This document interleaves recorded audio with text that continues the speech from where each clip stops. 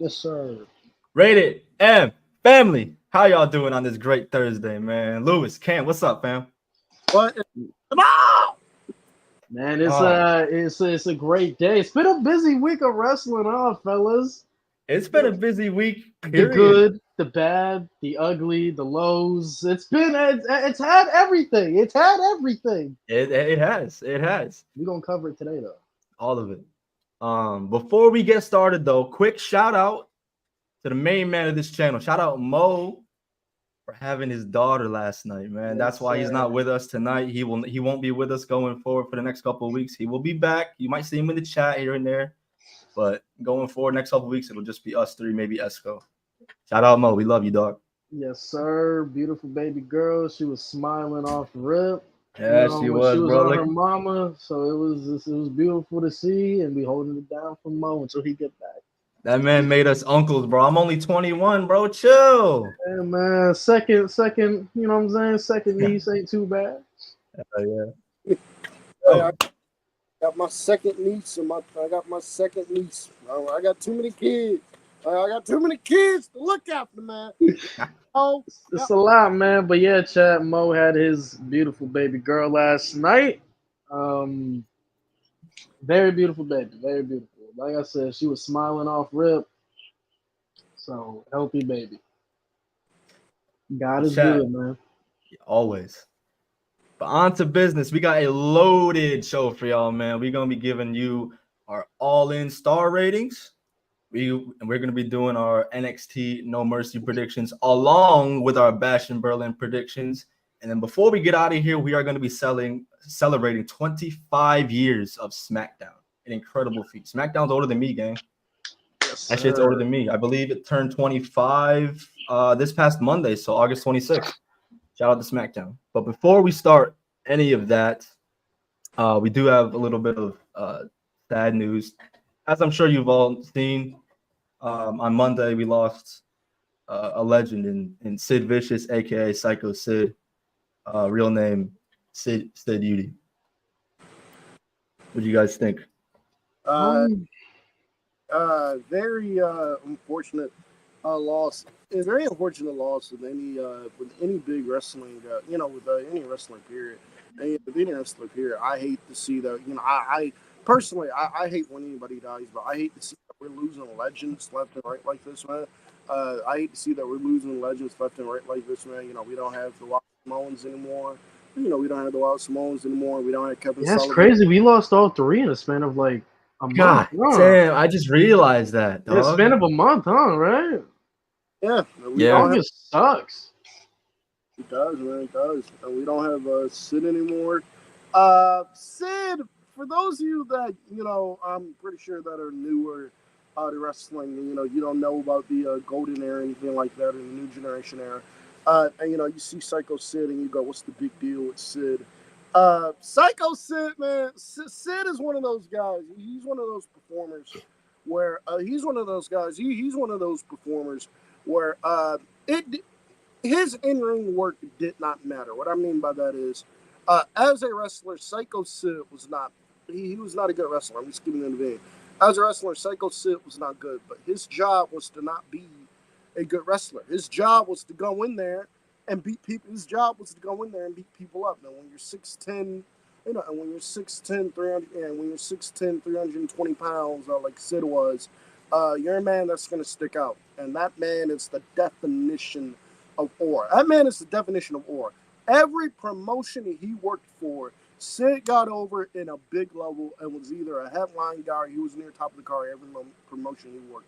WCW, WWE, ECW, ECW, yes, any promotion he worked in. He did not stay in any promotion very long. He stayed in the promotion for like a year, 2 years max before he was on to the next one. He was a guy who he was not around long, but when he was a guy who he was not around long, so you had to capitalize on him immediately and utilize him immediately, and have him make an impact immediately. But man, when he did, Sid knew his job. Psycho Sid knew his job. One of the coolest entrances I think you will ever see if you wanted just an idea of how big Psycho Sid was, especially at his peak.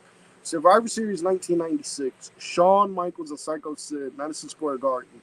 WWE Championship on the line. Shawn Michaels is the white. Shawn Michaels has been the babyface champion all year. He got booed out the building when his music hit. Sid comes out and his entrance, just from the way they taped it from Sid in the back, from Sid walking from the backstage area, they're coming out, and you got the entire crowd going nuts. Sid spits bumping everybody. He's going, "Who's the man? Who's the man?" And they all going, "Sid's the man." Like, that entrance is one of the most iconic entrances you'll ever see. So, like, if you don't, it's one of the most iconic entrances you'll ever see.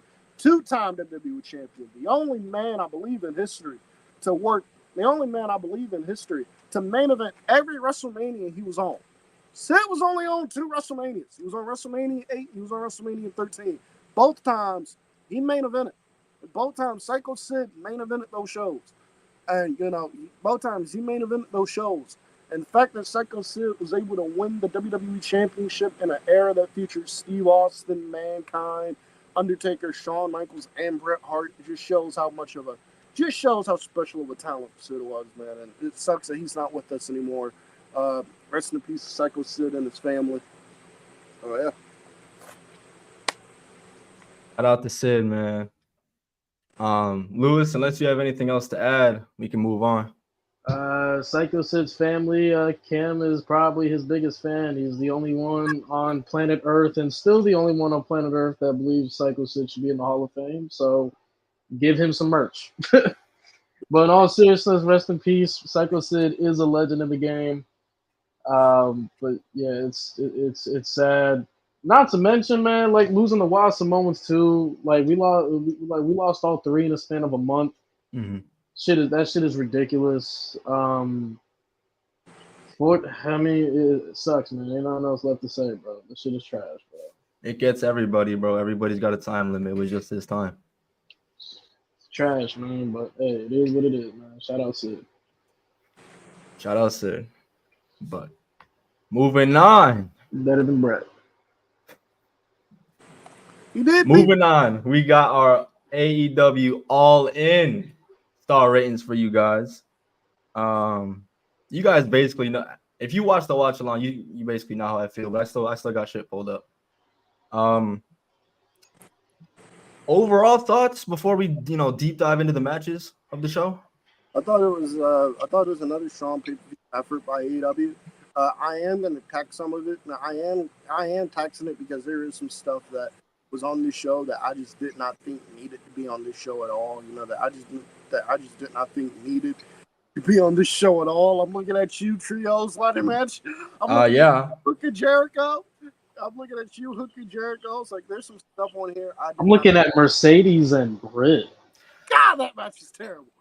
I don't know how Somebody had to say it, bro. Listen, I don't know how Claudio and Okada didn't get that spot, bro. I'd be shocked if they don't have a match all out though. Claudio I'm just keeping it a buck, man. How do you not have Claudio and Okada? I would have much rather seen that over. We just want to see real graps, not fucking, not whatever we got. Yeah, I agree. I agree. But as a pay-per-view overall, I thought this was a very strong show. AEW, if there's one thing AEW does right, it is their pay-per-views. It is their pay-per-views. They go out there every pay-per-view, and for the most part, they go out there and they deliver a home run with the pay-per-view. So that's one thing that. So it's one thing that the company consistently does. So it's one thing that the company consistently does right. And I think this is a top 5 pay-per-view of the year. I don't think it is the pay-per-view of the year, but I would have this in my top 5 or top 3 maybe, or the top 5 or top 3 maybe. But hell yeah! Look, overall, I thought this was a very good show. At the very least, right decisions were made. We can at least say that. That's what makes the show a little bit better, is when all the right choices are made. Which is why we hold like shows like Backlash so high, shows like Heat Wave so high, shows like Revolution so high. It's like at least right choices were made, right? At least. One of my biggest takeaways from All In though, and this has been a continuous thing from AEW as a whole, bro, is their time management, bro. They got some really bad. They had the competitors from the opening match of All In have their entrances at the end of 0 hour, and it didn't do a damn thing. How do you start your version of WrestleMania? Imagine that. Imagine WrestleMania starting, and they just go right into the first match. The bell ring, like you don't see entrances, you don't see nothing. Ring the bell. That's and you're off to the races, bro. Like what? What I don't like is how they structure the shows. Like, I'm gonna keep on beating the dead horse. Like, there's no way how you have somebody like Jamie Hayter, who is one of your more anticipated returns in your company, who is one of the most anticipated returns, and you put her on 0 hour. I get it. Nobody wants Saraya, but the moment was not for Saraya. The moment is for Jamie Right. Hayter. Saraya is not a factor. Saraya is just there to be filler on the show. That was very stupid. That was very stupid that they had Jamie. And I get it. If you ask me, I don't think 0 hour or pre-show should exist. You know what I think they should do? Whatever WWE do their pre-shows and whatever AEW does their 0 hours, that should be exclusive for only the people that are there live. Right. That should be, because when you go to shows and you go to live shows and shit, whether it's AEW, WWE, you see some things that are not on TV. You got some extra perks. But for like big shows like that, that should be exclusive to them. Like have the dark matches over there, have all that shit. Because wasting a return like Jamie Hayter, who when she got hurt was arguably pound for pound the best women's wrestler that you fucking had, best in-ring performer you probably had in the women's division, and she was the champion when she got hurt, and when you wrote her off TV. And you wasted it on 0 hour. It's like, bro, come on, man. Like, I would have preferred to have a return on Dynamite if you were gonna do it on 0 hour. Yeah. I do agree with. Like, It hurts on, even man. more. It hurts even more when there's shit on the main card that should not even be there. I'm saying, bro. I'm saying. Also, Fuck. another thing I cannot stand about AEW pay-per-views, I understand wanting to give, because we're not paying $10 for these shows, we're paying $50, or at least some. I'm not paying $50 for these shows. $50 for Yeah. at least somebody else, at least a majority of people are paying $50 for these shows. So I understand they want to load these shows up and try to give people their money's worth, but can we please just stick? Like, the matches that have been built up on Dynamite and Collision, throw those on, bro. Please, just throw those on the pay-per-view. Matches with actual stories, just throw them on the pay-per-view, please. There's no reason That's why. what I thought a pay-per-view should be, not just who's the biggest name. I've always said stories draw more than names do. Facts. Way more. Way fucking more, bro. Like, Gunther and Damian Priest, they're not the biggest names on their fucking in the fucking company, but that story was so great that it had so many people intrigued. Like, you can, I sound like a WWE show, but like that's just an example of like you don't need big ass names to put on a quality big ass pay per view. You need good stories. And to me, like you don't oh man. I'm sorry. I need to get this off my head, bro. Mercedes is not the problem. Aside from her mic work, bro. I'm gonna be so honest. Britt Baker, she has no excuse to be this mid anymore. No excuse. You got pushed to the top of the moon. You had a decent title reign when you was on top. You worked with some of the best women in the division. You worked with Thunder Rosa. You worked with Serena Deeb. You worked with Nyla Rose. You worked with Rio. You worked with so many top tier talent on the planet. You worked with Stat. There's so many people you work with, and you are still this slow in the ring. You're not as calculated. Your footwork is all over the place. You're not good in your transitions.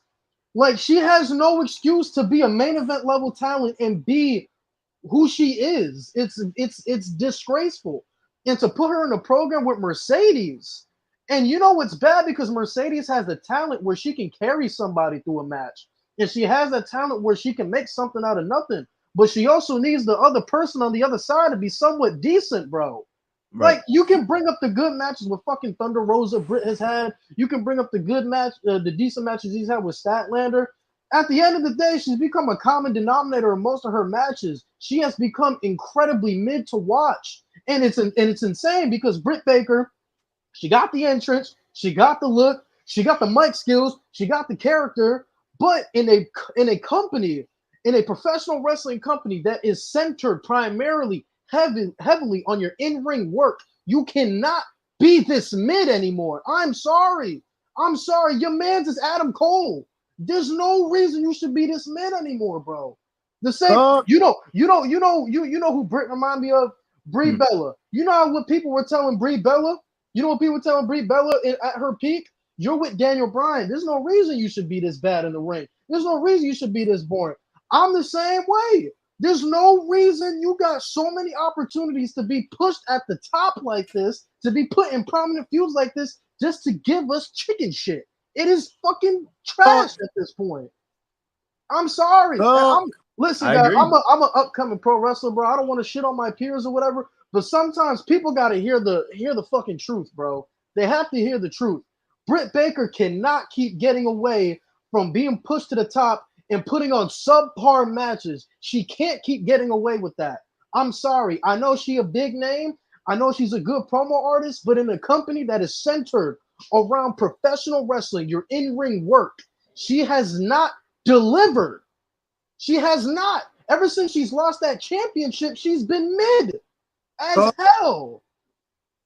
I'm sorry. I had to get that. No. This is the place for it. No, it's all good. He was cooking. Now, I've said this during the watch along several times. I'm getting the vibe, more specifically within the last like three-ish weeks, that she doesn't really even want to be there anymore. You can just see it in her face, during her promos, that go home segment, the contract signing or whatever the fuck, her jumping off the table, everything just looks clunky. I don't know, man. I feel like the clock is ticking on Britt Baker and AEW. I don't think that's necessarily a bad thing. I think AEW is kind of going their own way with their women's talent now. Call me crazy. I think Britt would fit like glove in the E if and when that day ever comes, but that's the vibe I'm getting from her right now. I think she has the potential. I just don't think she cares anymore. I do think she had everything about Britt Baker screams star power, but my issue is you're in a company that relies so heavily on in-ring work, and that's the one area you have not improved in. You can argue she's gotten worse. What classic has Britt Baker had since he's lost the AEW Women's Championship? Right. Or before she became champion. She had the lights out match with Thunder Rosa. That was match of the year that year. It was a great match. She had the steel cage match with Thunder Rosa where she lost the championship. That was a great match. She had the match at All Out against Khris Statlander where most of the match was mid up until the last 5 minutes where the Panama Sunrise was hit, and then it turned out to be pretty decent. So aside from her chasing the championship with against Hikaru Shida and fucking losing it to Thunder Rosa, what classics has Britt Baker have had? It's really sad. It's really sad. And you know what's crazy? It's really sad how she was the women's champion and Jamie Hayter was the lackey. And Jamie Hayter, in a span of fucking 7 months, literally surpassed her every single way in AEW. And she was supposed to be the lackey. She was supposed to be taking the falls. And now Jamie Hayter is better than Britt. Better than Britt. Clears in every way. It's ridiculous. Ridiculous. I would even argue Jamie Hayter's women's title run was better than Britt's. That's it. I argue that. I wouldn't dispute it. Wouldn't dispute it. I hate to say, I agree with you. She would fit better with WWE because at least WWE, they're not. Their product is not heavily on the in-ring work. It's about the promo work and the character work that Britt excels at. But in a company that's so heavy on in-ring work, she does not fit. I'm sorry, she don't. Chat, say what you want about Mercedes. She's not the same anymore, whatever. But when that bell rings, she's still one of the best on the planet. That's at least what she has. I'll always credit her for that. She's still one of the very best women's wrestlers on the planet. When that bell rings, you are invested in a Mercedes match because she's that damn good. Once that bell rings for Britt Baker, nah. It's so hit or miss. Oh shit. Oh. God, you cooking. We got the captain. He said, "Don't add me in." He said, "Don't add me in." God damn it. Fuck it. Leave him there. We leave him there. Mo is here. He listening, guys. You listening. With that being said, you guys ready to do these star ratings? Yeah. I had to get that out. Mo Sev. All right. Don't get me wrong. Don't get it wrong, guys. Oh, just put it on like that. Oh, well, okay, gotcha. Don't get me wrong, guys. I want Britt to succeed. You know what I'm saying? Like, I would love to be a peer of Britt Baker's, but sometimes people just got to hear it like that. Like, I'm sorry. That's how my coach tells us all the time, bro. He tells us we suck at something, he says it. All right, starting off, we're not doing that 0 hour bullshit, Cam. Hate to break it to you. We're not doing that shit. I don't watch Zero. Nobody watched that shit. Khris, we got the trios 4-way ladder match for the AEW trios titles. The patriarchy defended against like everybody and their mothers. So, yeah, how do you feel? I didn't really give a shit going in. I don't care about the trios titles at all, if I'm being honest. I think it's taken away from the main set of tag titles. AEW's completely deviated away from what they should be focusing on. I knew this was going to be a problem when these titles were born, but that's besides the point. The match itself was decent for what it was. I give it 3 stars. My only thing is why this team of Pac in the BCC. I understand there's this thing going around that the Lucha Bros and Pac, the Death Triangle, were supposed to win it, but I mean, Pac literally has an international championship match at All Out. Does he need it? I mean, he had his moment. I'm not gonna tax him for that, but I don't know. I don't know. Decent match, no interest. That's all I got. I'm gonna keep mine short and sweet. I'll give it a 2.5 out of 5. I wasn't really investing into the match going in. I really didn't like Pac and the BCC winning. I mean, it's cool that Pac got his moment, but I really wasn't invested. I thought the match was okay. 2 out of 5 out of 5. It didn't really move me. I'll give it 3 out of 5. I thought it was a good match. I'm not a fan of 12-person ladder matches. I'm not. 12 people in a ladder match is just way too much.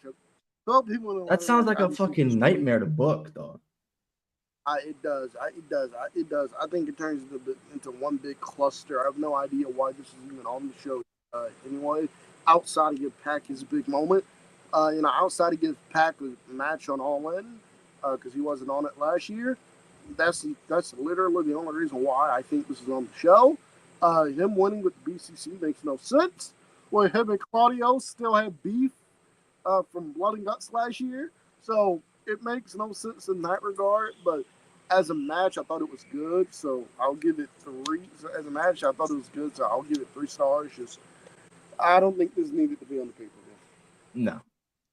And that's one of my beefs with the whole time management thing. Yeah. I mean, this match went 19 minutes. 19 minutes, bro. Cook. And I'm with you, Cam. That's why I never usually really look forward to ladder matches, because I feel like ladder matches are just how many people can we fit in one match, and it's just one big clusterfuck, and everybody just, I don't know, it just fucks with the match. But Khris, here we go. We're finally gonna get into some real fucking graps, man. Thank you. Talk about some real graps. Mariah May versus Toni Storm, and arguably, the best story told this year. You ain't gonna hear argument on it probably might be, honestly. It might be, bro. It really might be. But go ahead, Khris. I'm giving this one 4.25 out of 5. I thought the story leading into it obviously was fucking fantastic. The match itself was incredible. I was a little caught off guard by Mariah May slapping the piss out of her mother's face. That was they caught me off guard, but I like it because it feeds into her gimmick now. I like the fact that you saw you got to see Toni Storm of old while also keeping it in her current gimmick, which was cool. And obviously Mariah May winning the match will go down as one of the biggest moments of the year. One of the things that confused me after the match, though, was Toni Storm's demeanor. She seems like smiling, like almost after it's like giving a good performance. She's living up to the gimmick. It's like it was just another show to her. But match was great. Yeah, 4.25. Believe it or not, I'm gonna get this match a 5 out of 5. I'm just gonna keep it a Five. beat, bro. I have to give it a 5 out of 5, man. First of all, the story just leading up to this was absolutely fucking amazing. The Mariah May heel turn is gonna go down in history as one of the greatest heel turns in AEW history. Then you get to the match itself, the in-ring storytelling. There was a moment in the match that I really liked where Toni Storm, like, she was really about to go ham, and she brought out the shoe and she was gonna hit Mariah May with it, and Mariah May was like went back to her old self, like how she looked up to Toni Storm, and then Tony's like, "Don't do this to me now, don't you do it here." And then Toni got thrown off her game, and Mariah May capitalized. So I thought the in-ring storytelling was great. I thought the match overall was great. Like you said, Mariah May slapping the dog shit out of her mother, adding even more heel heat. Like it's things like that they did so great. Mariah May also, this gave us a fresh new star in AEW, like a bright, fresh new star. Like, this is how a great story is supposed to work. In AEW, hit the nail on the head with Mariah May. Like you said, this is one of the greatest title wins in AEW history. And Mariah May's character work, honestly, both women, both ladies, honestly, this is story of the year so far. Just keeping it a beat. This is story of the year. These women are literally carrying the entertainment on their back when it comes to AEW. Toni Storm is fantastic as always. She just had the greatest AEW women's title run ever. Her match quality always speaks for itself.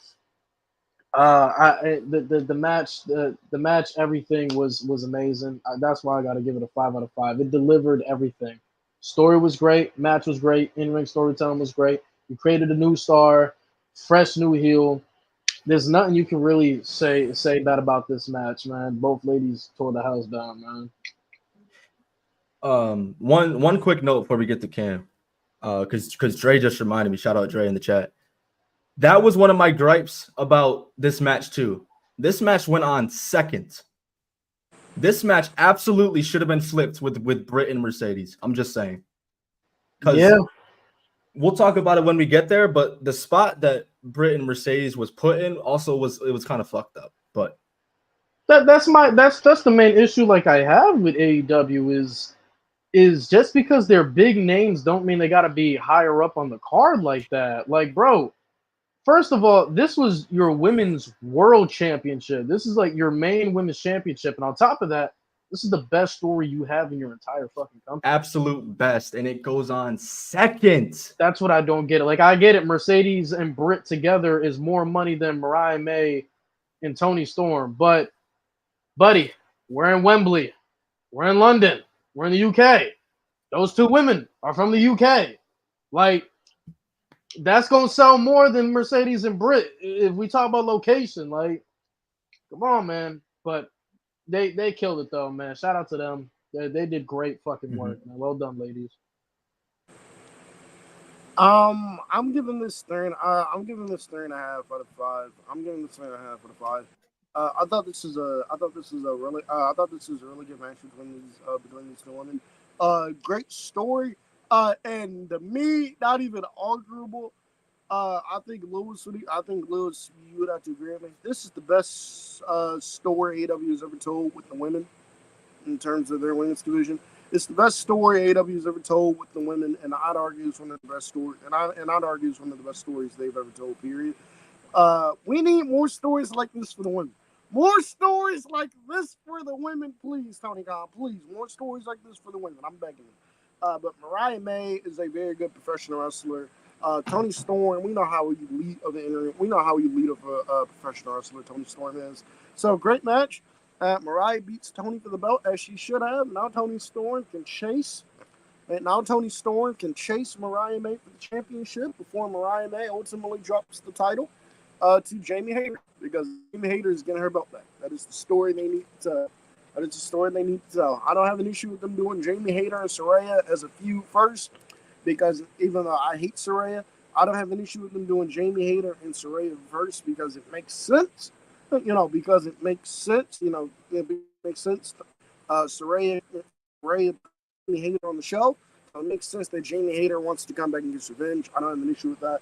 But after the story with Saraya is done, they need to tell the story of Jamie Hayter going to get her belt back. So Mariah May, but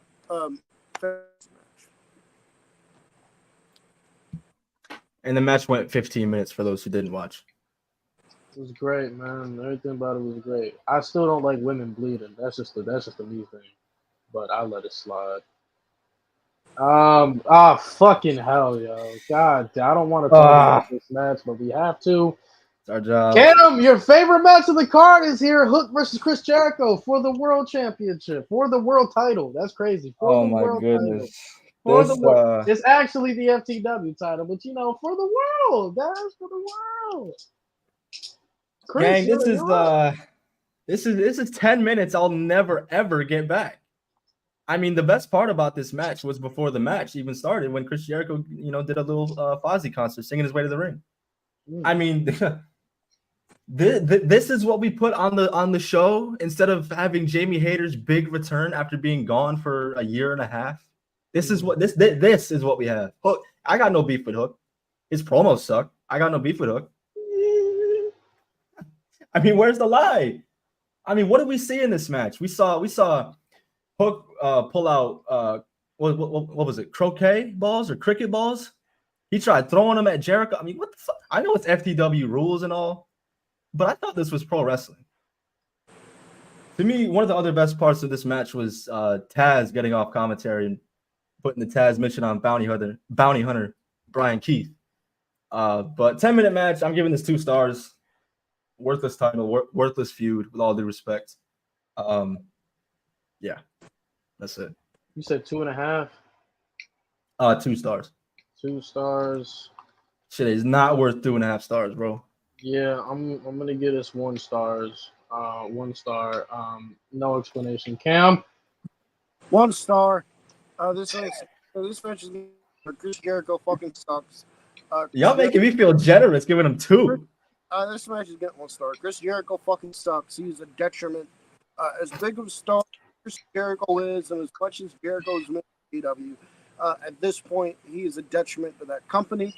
At this point, he is a detriment to that company. And the sooner we can get Chris Jericho off television, the better. I know Jericho is sad that he has no interest in being off TV right now. He's loving what he's doing on television. That's great, Jericho. That's great. I'm glad you're doing what you're doing. I really am. I really am. I'm a big believer in that. I'm a big believer in that. If you're gonna go to work, you should enjoy your job. So Jericho, I really am happy that you are enjoying yourself and you are enjoying your current run right now, what you're doing on television. I'm glad you're enjoying it, Jericho. I'm glad you are. But I think you're the only person enjoying it. Get this dude the fuck. I think you're the only dude enjoying it. Get this dude fuck off. Please, get him on fucking television. Get him on television. Hey, relax before your grandmama come out and whoop that ass. What? Yeah. Hey, yo. Now I'm with you. Not only is Chris Jericho holding. I'm not gonna say Chris Jericho doesn't have the capabilities of being vital to the product anymore, because he does. That Ring of Honor World Title run he had showed me that he can bring insane, crazy value. Insane, crazy value. All the matches he had for that championship, and then how the title reign ended, he's shown me that he can still provide very good things. But to me, I don't think the problem is Chris Jericho. I think the problem is Taz. That title is a detriment to the company. That title is taking up pay-per-view spots that don't need to be there. That title is taking up TV time that don't need to be there. And quite honestly, I'm going to keep it a buck. That title is ruining the development of your son. He ain't doing shit with that championship. He's not getting no real time getting in the ring with that championship. Honestly, the best thing Feud had when becoming FTW champion or being associated with that belt was his feud with Jack Perry. That's it. That's it. He was doing something good with Samoa Joe and Shibata, but Samoa Joe out there filming Twisted Metal. And then you just throw him back in the FTW title scene. Why is he not chasing Jack Perry? Why isn't he doing that? Why isn't he in the TNT title division? Why isn't Hook trying to prove himself against a guy like Ospreay? You want Ospreay to have a good run? You want Ospreay to put on for the young talent? Why not put him in a match with Ospreay? Ospreay can have a good match with anybody, right? Put Hook on. That's a good name. That's a believable name to beat Hook. Hook has only lost 5 fucking matches. He can lose a 6 to Ospreay. What about a guy like fucking Mark Briscoe? You really want Hook to develop into a main event star? Throw him in there with Mark Briscoe. Throw him in there. See how he does. But that FTW title is such a detriment. It's such a detriment to the product, to the time it has, to the shows. It does too much damage. Way too much. And it's the craziest part about all of it is AEW says time and time again that it's not an officially recognized title in AEW. So why are you promoting it like that? Literally. And that's my thing too. If Hook was a 3-time TNT champion with the length that he has held this FTW title, because he's held this bitch for a long fucking time, Hook would undoubtedly be like a top 15 or top 20 AEW superstar of all time. But the fact that that championship is not associated with y'all, because you have said time and time again that that's not your championship, Hook is unranked. He's unranked. AEW, come on, please, Tony Khan. AEW, the FTW title has no value. It's not. Ahmed, the moment they said they're not sanctioning that title, that's when the value went out the window. Why should I care about a title that you said that you don't care about? Yep. AEW, all you got to do with this FTW title with Hook, have Hook come out on either Dynamite or Collision, whatever show. Have him come out on either Dynamite or Collision with the FTW title, and have Hook just give the FTW title back to his dad, and have him go, just have Hook give the FTW title back to his dad and go, I'm gonna give the FTW title back to his rightful owner, and he walks over there, he hands it over to Taz, and then he goes, now that that's out the way, Jack Perry, where the fuck you at? Will Ospreay, where the fuck you at? I want it's time for me to start proving myself. I want a championship. That's all you got to do. I mean, it's really that's simple. It's really tough to watch because, I mean, Lewis, you nailed it earlier. It really has staggered Hook's growth. I mean, the way he started out, before all the FTW shit, they were squash matches, but he was looking great. And the promos and shit he was doing on the streets of New York, that was money. But they gotta do away with that shit. 2025, that title needs to go. In a perfect world, the trios titles go too, but maybe that's just me. I think I'm reading Taz's comment, and Taz is pretty much like, I don't know if you guys saw at the press scrum, but somebody like deadass told Tony Khan basically said, "Hey, bro, that FTW title, you got to get rid of it." And I guess Taz is a little bit offended by it. And then he said on Twitter, he's like, "Oh, but I don't think you guys think any of the ECW or AEW guys that have held the FTW championships are jokes." No, we don't think the wrestlers are jokes. We just think the championships are. The championship is. It wasn't sanctioned by ECW, and it wasn't sanctioned by AEW.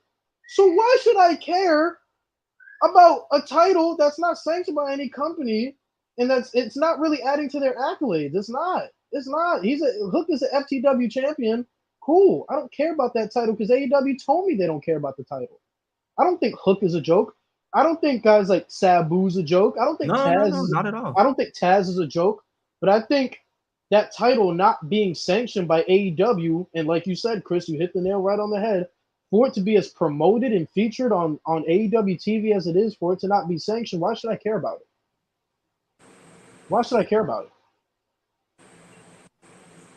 And this match specifically makes me sick because the TNT title match got the same amount of time. You did not need this match. You could have shaved this entire match and added 10 to that match. Because we'll get to it, but I did not love that match at all. But that's all I got to say on Hook and Jericho. Zero interest. I don't give a fuck.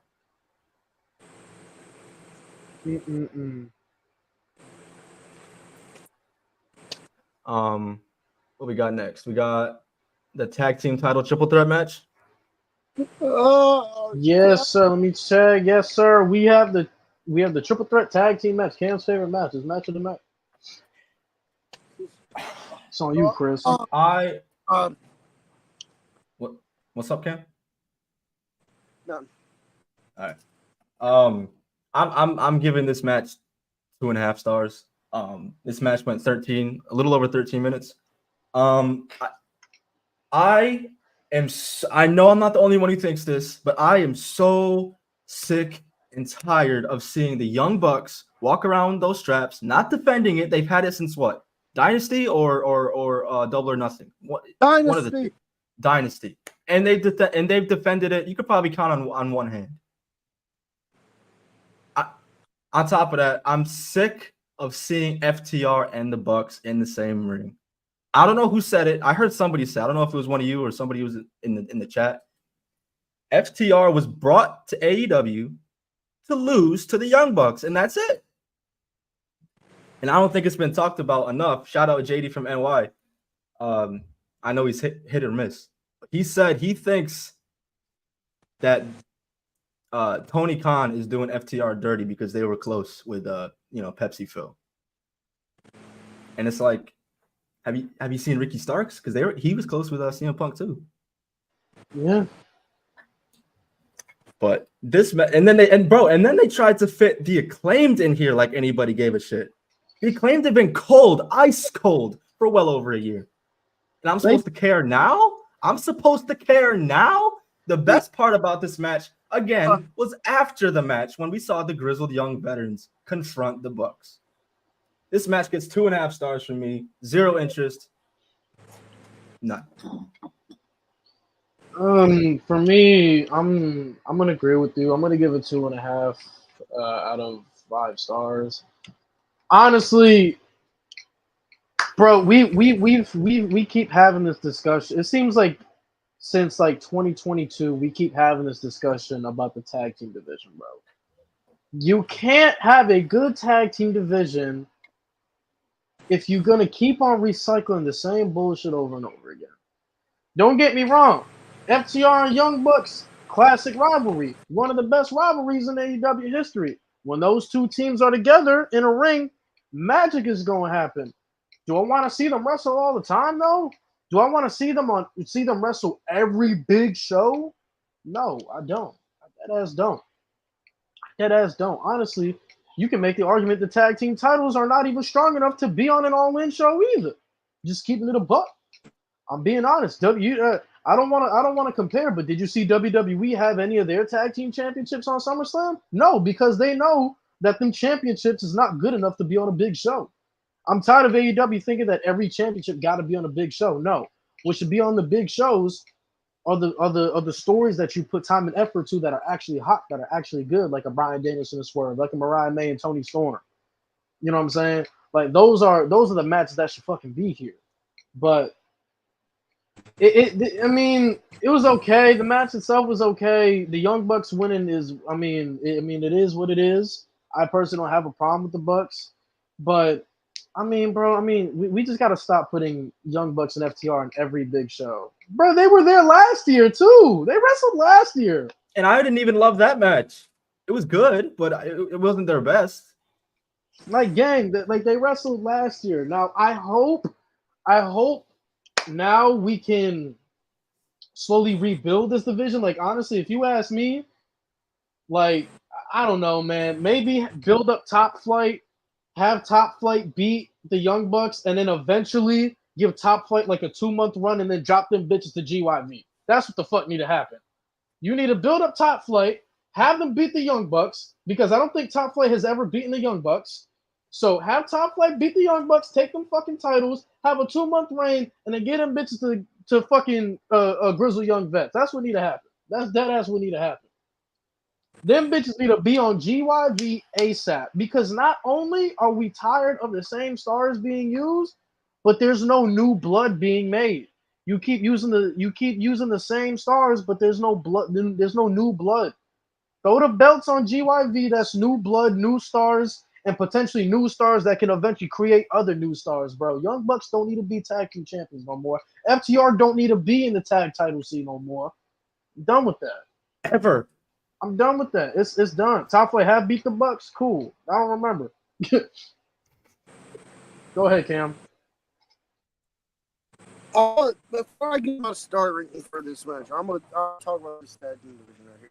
Because I've said time and time again that this AEW division, I don't know what the hell happened to it. It is not the same division that was so once upon a time revered. I don't know what happened to it. But I said before, I said this going into Dynasty. I was not a fan that the title tournament featured the Bucks and FTR in the final.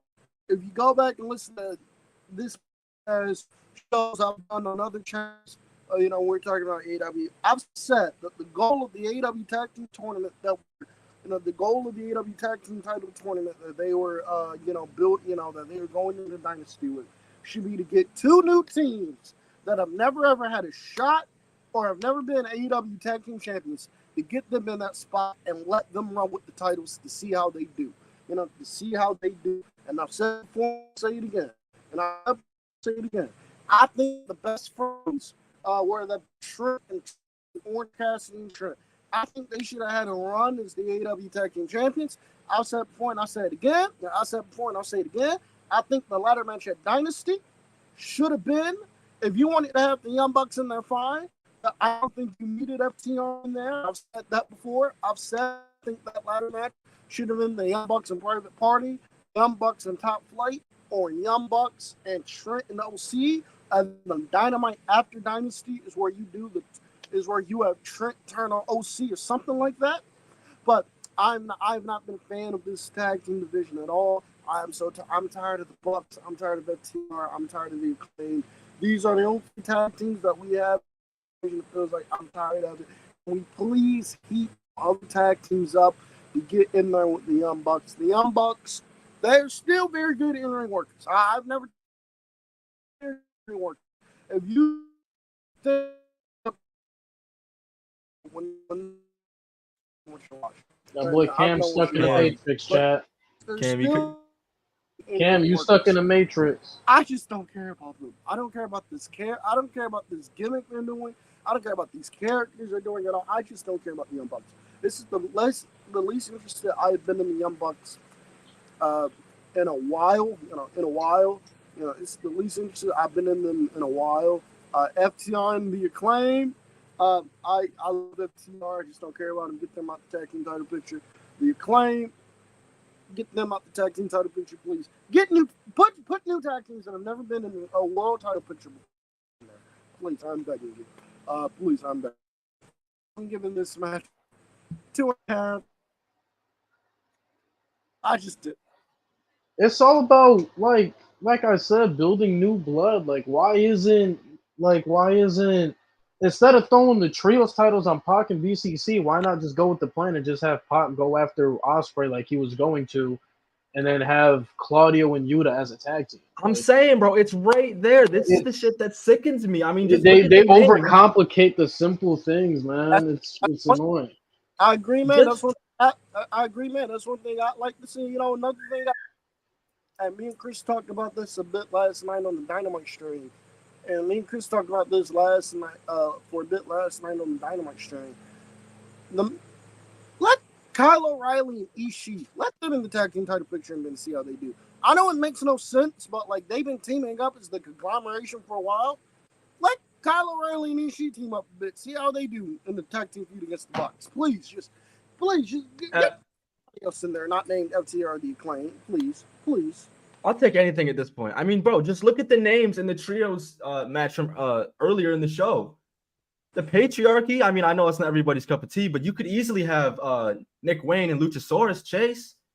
You could have Brody King and Buddy Matthews chase, and have Malachi do run singles. That's fine. Where are the guns? I'm trying to tell you, bro. They have all the pieces to make their tag team division fire. They just keep recycling the same old shit. And you know what's crazy, Cam? I remember I sent out a formula on how they can make this shit better. And you know what's crazy? I didn't mention GYV because I wanted to keep it within the company. And now, since I sent that message to the group chat, You added GYV. You added GYV. You lost the Lucha Bros, whatever, but you added GYV. That's a hell of a rebound. Hell yeah. Hell of a fucking rebound. What's going on, bro? This shit that annoys me. You have a partnership with New Japan Pro Wrestling.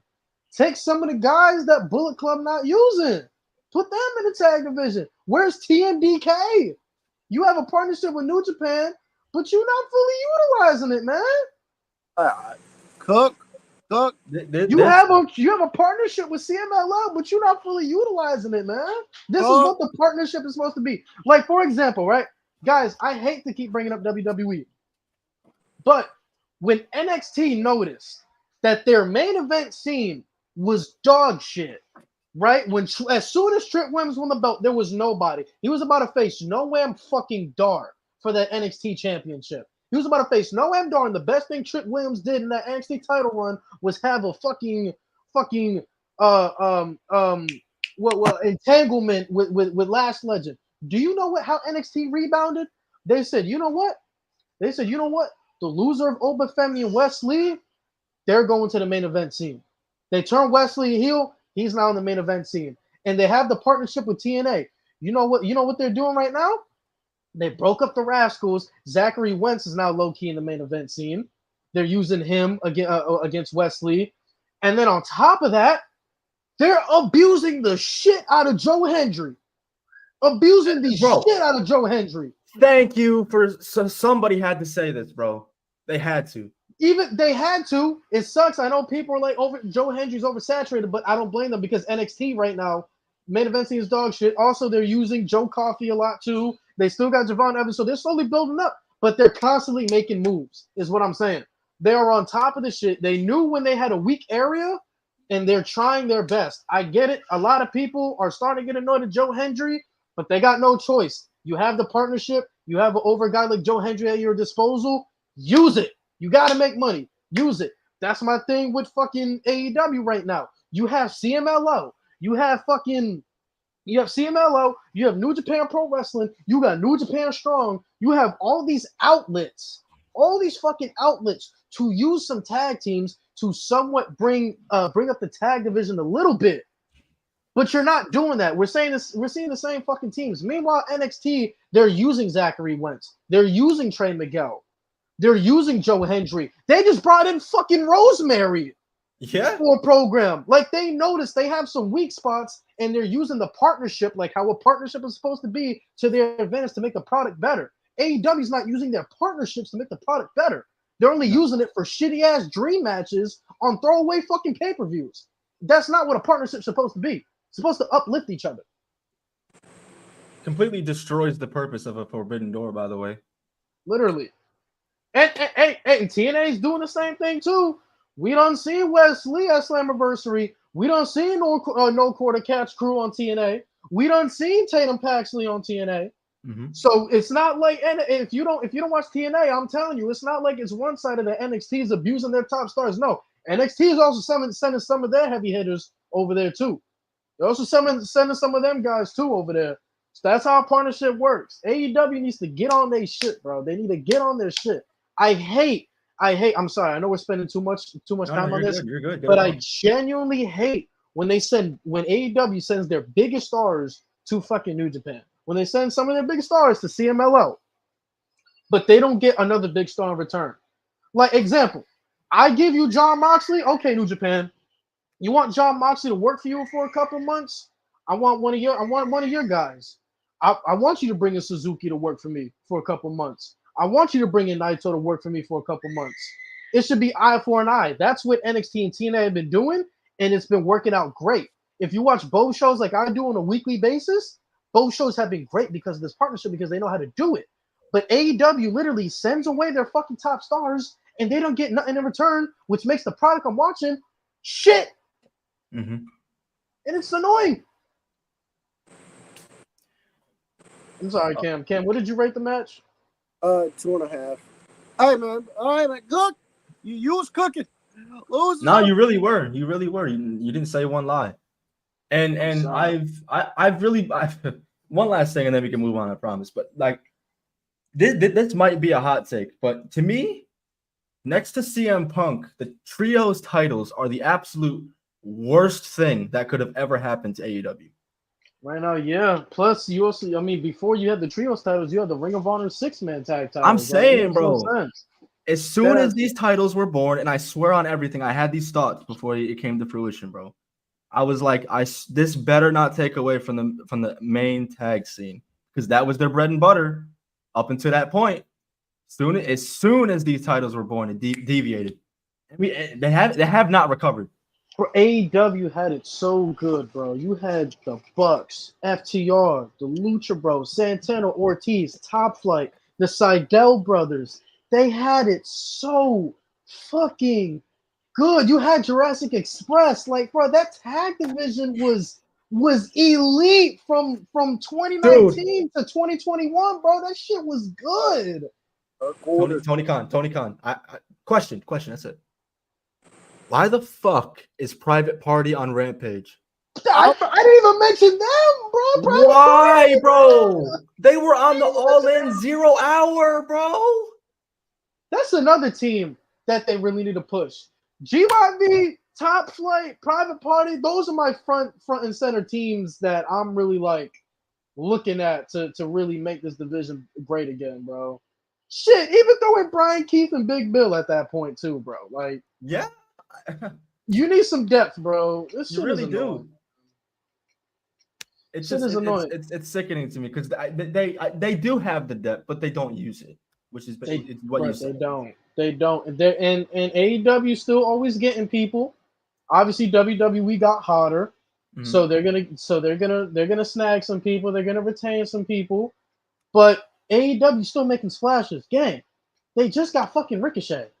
Yeah, I don't want to hear no excuse that I don't know WWE doing good, man. I mean, I don't know, man. AEW can't make no. They just landed fucking Ricochet. I don't want to hear that shit. They landed Ricochet. One of the best WWE had to offer. Like, I don't want to hear none of that shit, yo. AEW still got the goods. They still got the partnership with New Japan. Still got the partnership with CMLL. They still got they still got partnerships with a bunch of indie companies. Like, bro, there's still a lot. There's still a lot. They can do some shit. I don't know if they still have their little partnership with GCW. I don't know if AEW stars go show up on GCW still. I don't know. Personally, I don't know that. I only go to GCW shows when they show up here, which are great, by the way. Definitely go to a GCW show. I don't know if they still got that, but if they do got that, bring in some of them guys too, because those guys work their tail off too. I'm just saying, there's a lot. Oh, you know what else we forgot to talk about, Chris? Huh. Why are so many people that could help you on AEW television still in Ring of Honor? The biggest one to me, bro, and I know you know what I'm gonna say, bro. Athena, bro. What are we doing? She's been champ for too damn long. Who has give the belt to Billy Starks or something. Like, please, like it's too damn long, bro. Too damn long. And I know AEW cares about their product. They sent Anna Jay to Japan. Yeah. When she comes back, I assume she's gonna be at least decent to watch now. I hope she's learning something. I heard she's doing real good shit in Japan. So I'm just saying too. And that's another thing. That's another thing I love, bro. Showing the product, showing that you care, okay? Because like I said, obviously AEW cares. NXT also cares. We literally just saw fucking Tavion Heights fucking work with Great Muta. Like they care. AEW obviously cares, sending Anna Jay to Japan to get better and get the reps. But come on, man. Ring of Honor should literally be your developmental show. Like, bro, look what Ring of Honor did for Kyle Fletcher. Kyle Fletcher was television champion, and now he's a mainstay in the fucking mid card. Like, it does so well. Like, throw some of the guys that are not doing, like Private Party, perfect Ring of Honor tag champs. If you're not gonna throw them in the AEW tag title scene right now. I mean, shit. As far as I think they got Sammy Guevara down there now. Yeah, you threw the belts on Sammy Guevara and Dustin Rhodes. Why? And Dustin Rhodes is a double champion. Yeah. With the fucking Von Erichs and Sammy Guevara. Like, I don't get it. But we move on. We move on. We have the Casino Gauntlet, the match where my father, Christian Cage, won to have a future title shot at the AEW Championship. How would you guys feel about this match? Before I give the star ratings, just let me just run through the names just for those who didn't watch. So in this match, we saw Hangman Adam Page, Jeff Jarrett, Kazuchika Okada, Kyle O'Reilly, Luchasaurus, Mark Briscoe, Nigel McGuinness which was a Yes, great sir. surprise. He looks great. Hell yeah. And he got a kiss from Mariah May. Fuck you. Orange Cassidy, Zack Sabre Jr., Roderick Strong, Ricochet, and Christian Cage. This match got 26 minutes. It was I'm still like kind of getting used to it. The only thing I would say about it is sometimes, and I know other people have mentioned this as well, but sometimes it felt like the time intervals weren't really the same. Like sometimes it felt like 30 seconds had gone by. Sometimes it felt like 2 minutes had gone by. Like it never felt the same. But this was a pinfall type gauntlet. But I will give this one 3.75 stars. The winner caught me off guard completely. I had Hangman Adam Page winning this 100% going into the show. Coming out of the show, I'm not mad at it, seeing as who our world champion is now. I think that's an incredible dance partner, especially the level of heel that Christian Cage is and the level of babyface that Bryan is. I think that shit would cook. I think that shit will cook. When we get it, I don't know. But I'm not disappointed sitting on it after a couple of days. Oh, buddy. Y'all already know. So, Chad, if you don't know, my favorite wrestler of all time is Christian Cage. He is my favorite wrestler of all time. Do I think it was the right decision? Motherfucker, you gonna think I'm gonna say no? The fuck is Christian in a world title match? What you thought this was? You thought I'm gonna disagree? What's wrong with y'all? Y'all don't be better than that. The hell? Anytime this man is in a title picture, I'm happy. The hell, man, 50 years old. Respect him. He's not Goldberg. I'm gonna give this match a 4 out of 5 stars, not because Christian won, but this is how you stack a gauntlet, right? They had so many big names. Like you mentioned Hangman, you mentioned ZSJ, you mentioned Luchasaurus, you mentioned Christian Cage. These are people that are vital to the product. People that are extremely vital to the product. What I did like though is they established a surprise element. Like Nigel McGuinness, for all you 15, 16-year-old kids in here, I'm 21. For me growing up, when I was about 7, 8 years old, bro, Nigel McGuinness was pound for pound one of the best in-ring performers on the planet. Pound for pound, me growing up as my time as a wrestling fan, pound for pound, one of the best in-ring technicians on the planet. Nigel McGuinness was the man. Nigel McGuinness was one of the best wrestlers on the planet in his prime. And for him to come back for that many years of being retired, looks in good shape, looks in great shape, still hitting moves like he's doing from 2006. And I'm not going to lie, still looks like he can compete in some matches at a little bit of a high level. Look like he can compete in some really big matches. Maybe we could see a Nigel McGuinness and Bryan Danielson rematch from like 2005. Who knows? Maybe we might see. Maybe we might see Nigel McGuinness doing some work. I'd love to see it. Also, Ricochet debuting. Amazing. Ricochet is in a much better company, best utilized for his style of wrestler, which is good. So shout out Ricochet for making the jump, getting a big pop in Wembley. Thought the match was great, though. Christian winning completely fucking caught me off guard. Because I'm like, y'all, I had Hangman winning, and then I had Hangman cashing in on the main event and retiring Danielson and stealing the belt from Swerve to make him the biggest heel on the planet. That's what I thought was going in. But Christian seems like the safe bet to just give Bryan his first title defense out the way. Oh no, actually that's gonna be Jack Perry, so never mind. But give him a couple title defenses out the way. But it was a 4 out of 5 stars to me though. I enjoyed it. It was cool seeing Nigel, little kid inside me, like couldn't handle it, bro. Nigel McGuinness, I'm trying to tell y'all, bro. Go back and do your research. Early Ring of Honor days, bro. Nigel McGuinness is Ring of Honor World Champion. He one of them ones. One of them ones. Go look back at Nigel McGuinness versus Kenta. Trying to tell y'all. One of them ones. Go ahead, Cam.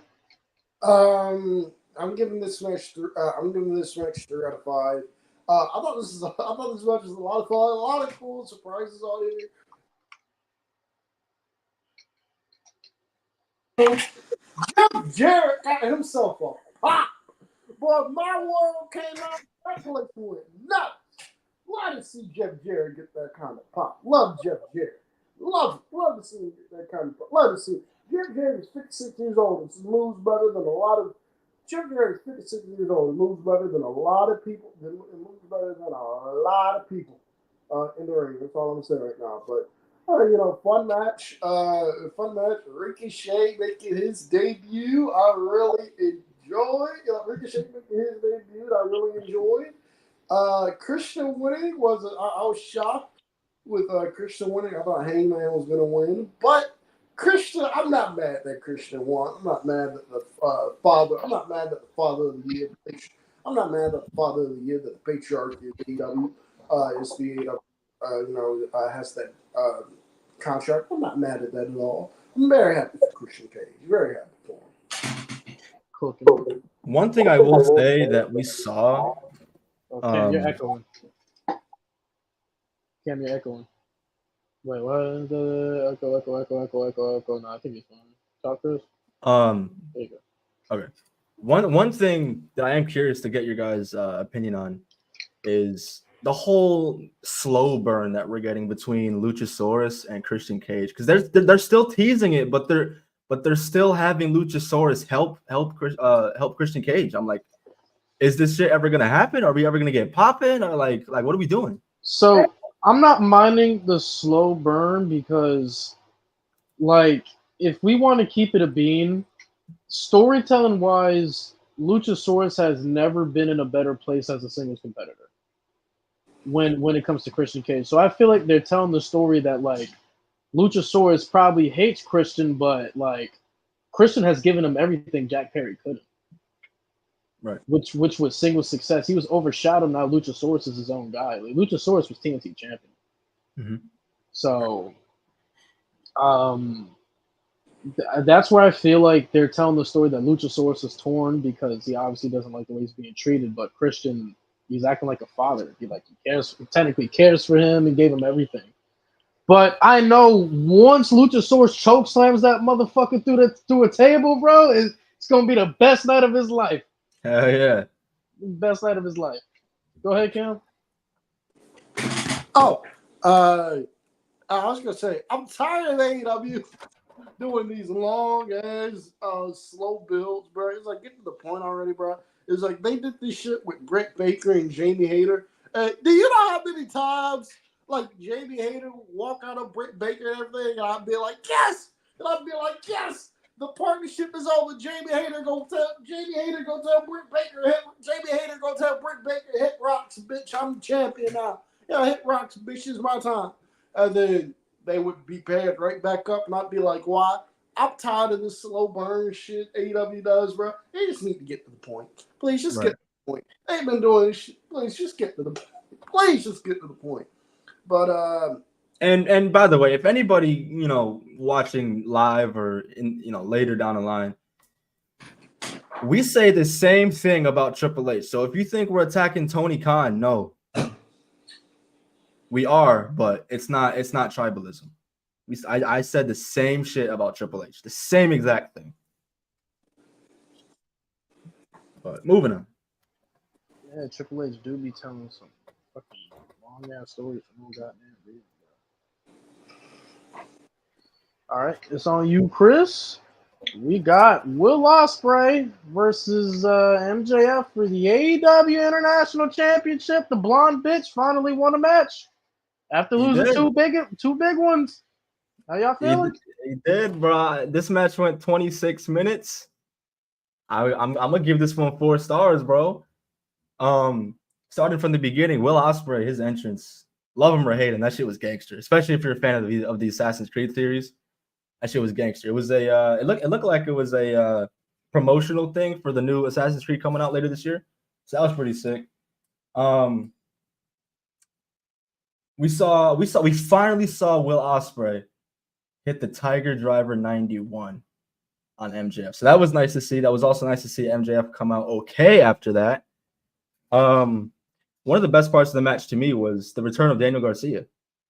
Now, some people maybe would have preferred Daniel Garcia come back early and have Daniel Garcia wrestle on the card against MJF. I'm glad they didn't go that route because now they're getting a match at All Out. But I think Ospreay, like I know you feel a certain way about Ospreay, Lewis, but I really do feel like Ospreay killed it in this match. I really do. I don't think, the match wasn't perfect, otherwise it would have been a 5. But he did what he needed to do. And the story going in was, I mean, if we're being real, the last thing we saw was Will Ospreay getting cucked. So we really shouldn't have expected this man to lose. And if he did lose, that he would have taken a massive hit to his stock. But yeah, give me 4 stars. This match is excellent. I agree. I'm gonna give this a 4 out of 5 stars. I'm not gonna discount Will Ospreay's ability. He's not Gunther, but he's alright. But I will say, man, the storytelling in this match, MJF's back carried per usual. Hey yo, come on, bro. But the match was great though. The match was great. The match was awesome. I'd definitely say, I don't know, it's either second or third best match of the night, depending where I have Mariah May and Toni Storm. But this was a very well executed match. This was very well executed. This was good. I mean, these guys wrestled for an hour, so we all know they could have gone longer. Right. Will Ospreay finally hitting the Tiger Driver. I mean, storytelling on that. I mean, hey, fine. I mean, he finally unlocked his killer instinct. I don't know how he lost him. He beat Bryan Danielson, but he finally unlocked the killer instinct. Daniel Garcia coming back. I ain't gonna lie. I'm one of them ones that wasn't feeling it. Not because Really? I'm not feeling Danny, but I would have personally preferred if Danny was the one to beat MJF for that championship. That would have made Danny a lot bigger. It's cool they're having a match at All Out, but I would have preferred Danny to come back sooner and beat both of these guys on the card so that he can avenge his loss to Will Ospreay. Not only avenge his loss to Will Ospreay, but pins MJF and takes the championship from him because he smoked him in front of his mom and in front of his people. So that's what I would have preferred. But nonetheless, match was great. It was very good. Highly recommend it. Go watch. But yeah. Cam, what you got, bro? fucking bozo. We got Will Ospreay. Oh my god, He's not Gunther. muting myself. He's not Gunther. We got Will Ospreay. Y'all know what I worked in this match. Here we go. 4 stars. This match is getting 4 stars. I'm not. This match is getting 4 stars. Y'all thought I was gonna say 5. People in the chat thought I was gonna say 5. I know, but I'm giving this match 4 stars. Will Ospreay. When it comes to Will Ospreay pay-per-view matches, the man does not miss. The man does not miss in pay-per-view matches, and I would make the argument if you don't think Will Ospreay is the best wrestler in the world, it's perfectly fine. But to me, I think he's a top 5. But to me, I think top 5 is where his absolute. To me, I think his minimum is top 5. No, I think he's top 5. However you say the word minimum, he's top 5. He's top 5 that right now in terms of when the bell rings. I'm not talking about overall packages or anything like that. I'm talking about particularly when the bell rings. I think Will Ospreay is elite. And when you have 2 top 10 wrestlers in the world and Will Ospreay and MJF, you're going to get a great match out of it, which is exactly what we had here tonight. I like the Dynamite match a bit more. But I still thought this was very good. Danny G coming back. Danny G coming back was that was a nice surprise. That was something I was not expecting. Danny G coming back was something I was not expecting, especially considering the fact that contract talks have been that Daniel Garcia has not re-signed with AEW. So I just thought Tony Khan was just going to keep him off the show. Keep him off the shelf until they could work out a contract. Then he will bring him back. But so Daniel Garcia got Becker. I did not mind. I disagree with the decision. I disagree with Will Ospreay winning. I think MJF should have won this match. I still think he had a lot of steam left, with the American gimmick, the international champion. But once MJF got on live TV and told Will Ospreay he was fucking his wife, and once MJF bloodied up Will Ospreay on Dynamite, I knew Will Ospreay was winning. So that's the one thing I would have changed. I wouldn't have done that segment on Dynamite. I would have had MJF winning because I still think Ospreay chasing MJF would have been, probably would have been the smarter move.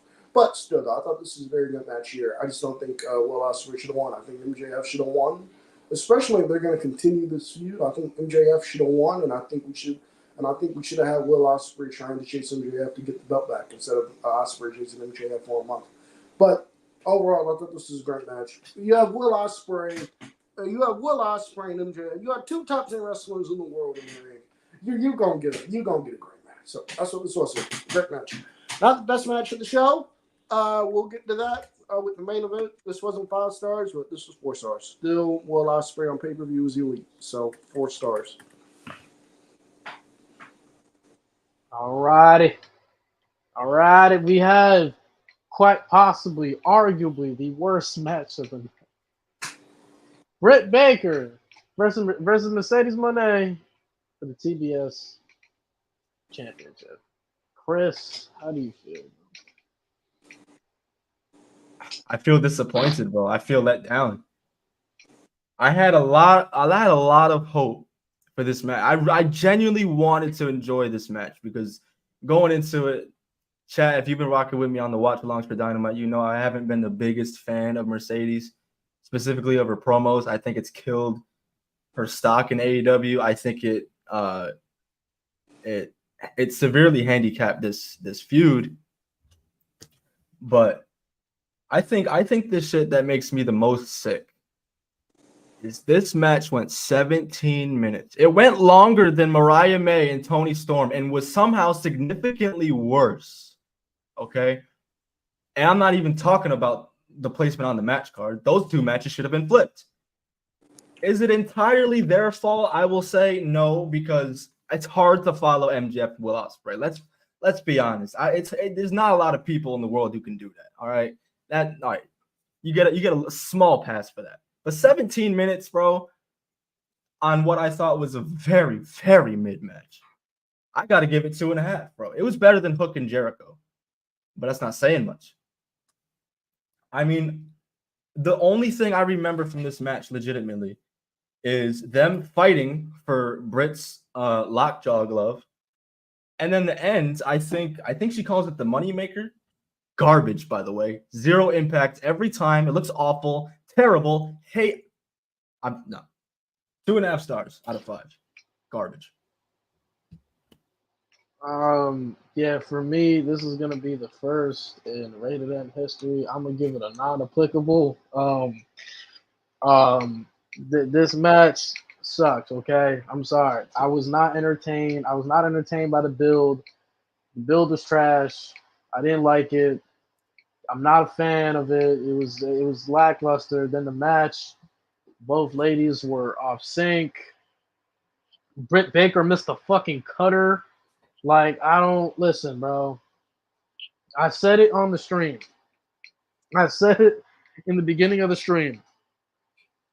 Britt Baker cannot keep getting away with being in prominent positions like this and constantly and continuously delivers mid like this. She delivers mid on a consistent level. Delivers mid.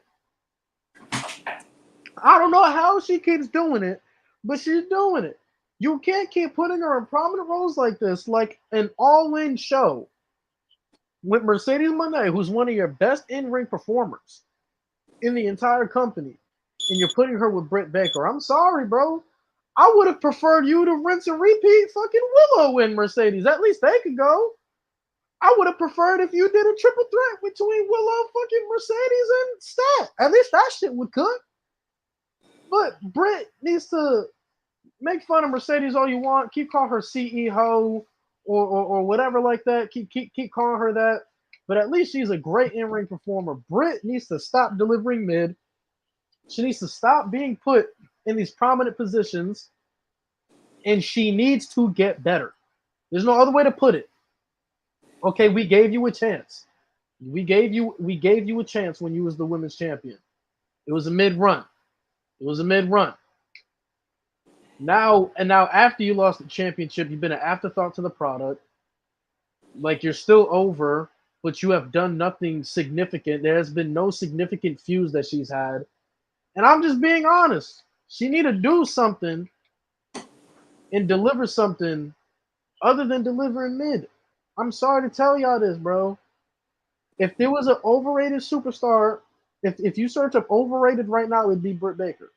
Just keeping it a buck. And I don't want to bash her like that, but it's really bad how she can talk like a main eventer, look like a main eventer, but can't perform like a main eventer. That is my issue. You can't put somebody like that with Mercedes. And especially put them in a prominent position on the card ahead of your AEW Women's title match at that, where they got less time and significantly outperformed y'all by a million years. I hate that shit. Story sucked. It was not good at all. Not applicable. I'm not rating this shit. Go ahead, Cam. This match is getting 1 star. This is getting 1 star. Means terrible, man. You know how bad of a match you have to have for. I'm watching the show with my homie Tyreek, who's he used to be a very big wrestling fan, but now that dude is so out the loop. But now that dude is so out the loop. Like, the only reason he was watching this show was because I asked him to. You know, it's because I asked him if he wanted to go watch the show. He was like, sure. Bruh, you know it's bad when a casual fan goes, this shit sucks. Mercedes and Britt Baker was bad. This was a terrible match. These women did not click at all. Britt Baker, I don't think Britt Baker is a terrible in-ring worker. I don't think she's as good, and I don't think she's elite. But I don't think she's a terrible in-ring worker, but her matches on pay-per-view have been, a lot of them have been bad. You know, but a lot of her matches on pay-per-view have been bad or just not very, been bad or just not very good. Now, I will give Britt Baker some slack, and the one thing I will give her some slack for is that she really has not had a whole lot of matches leading up to here. And she was out of action for... she was out of action for what felt like forever. She went through some stuff personally. So I will give Britt Baker a pass for that. But everything else has been bad. This is a terrible match. In my opinion, Mercedes and AEW has been a flop. In my opinion, Mercedes and AEW has been a flop. It's been a massive disappointment to me. But this match is getting 1 star. Not good. This is not good. So let me get this right. Right. How long was MJF gone? He was gone for like what, 6 months, 7 months? Yeah. Comes back. His very first who was his very first match again? It was against Roosh. El Toro Blanco. That was a banger with El Toro Blanco. Adam Cole comes back from what? From a concussion that he could barely keep his head up, and he was out for what, 8 months, 9 months. Comes back, puts on a banger with Daniel Garcia. Yeah. Right. Let me see. Who else can I bring up? You get the gist. Yeah. My thing is, main eventers, figure it out. I'm sorry. I know you've been gone for a while. I get that. I'm not taking that away. Honestly, fucking look at Kenny Omega. Kenny Omega came back from being probably the most broken wrestler we fucking ever seen. He comes back in a trios match, damn near a year and a half ago, and tears the house down against La Facción Ingobernable. So my thing is, if you are classified as a main event level talent, and the company puts you on that high standard, you have to figure it out. CM Punk came back from 7 fucking years. 7 fucking years. And still put on a decent match with fucking Darby Allin at All Out fucking 3 years ago. Mm-hmm. My thing is, main eventers, you got to figure it out. In prominent roles, Roman Reigns is gonna fucking wrestle soon. and it's going to be his first match since WrestleMania. And I guarantee you that shit is going to live up to the hype. Guarantee you, because main eventers figure it out. I can't look at main eventers and say, oh yeah, he needs a couple of tune-ups to get there. No, if you're classified as a main event level talent, you are on the upper echelon of that company. If you are a main event level talent, you are ready to fucking go. By any means necessary. MJF wrestled Rush and then put on a fucking hour match with Will Ospreay. After not wrestling for months. I can't give that to Britt Baker. You are classified as a main event level talent, and you're not in there with the bum. They're giving you somebody to make fucking coins with, to make gold with, and you gave us fucking dirt and sticks. Yep. Main eventers got to figure it out. Yep. That's how it's always been. You give tune-up matches to mid-card guys, all that shit. Main eventers, that's who you instantly slide into the card because that's who we really want to see. And Britt Baker, nah, bro. Nah. And you know what's crazy to me, bro? And I've sat with this since you said it earlier in the show.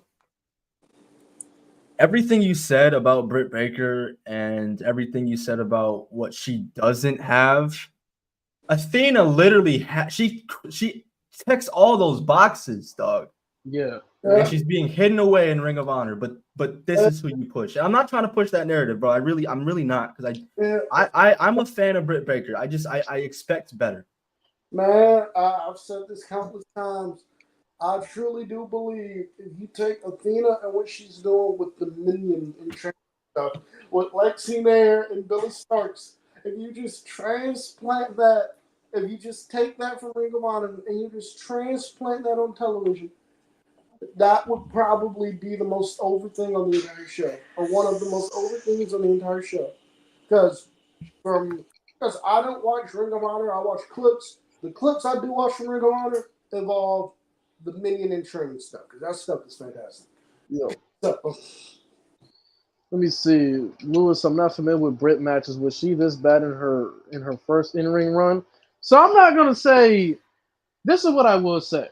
When she was AEW Women's Champion, she had the luxury of being in a feud with the elite of the elite in-ring performers. Yeah. That helped mask her in-ring work of how subpar she actually was. And then when she eventually lost the championship, that's probably when she really should have started really developing.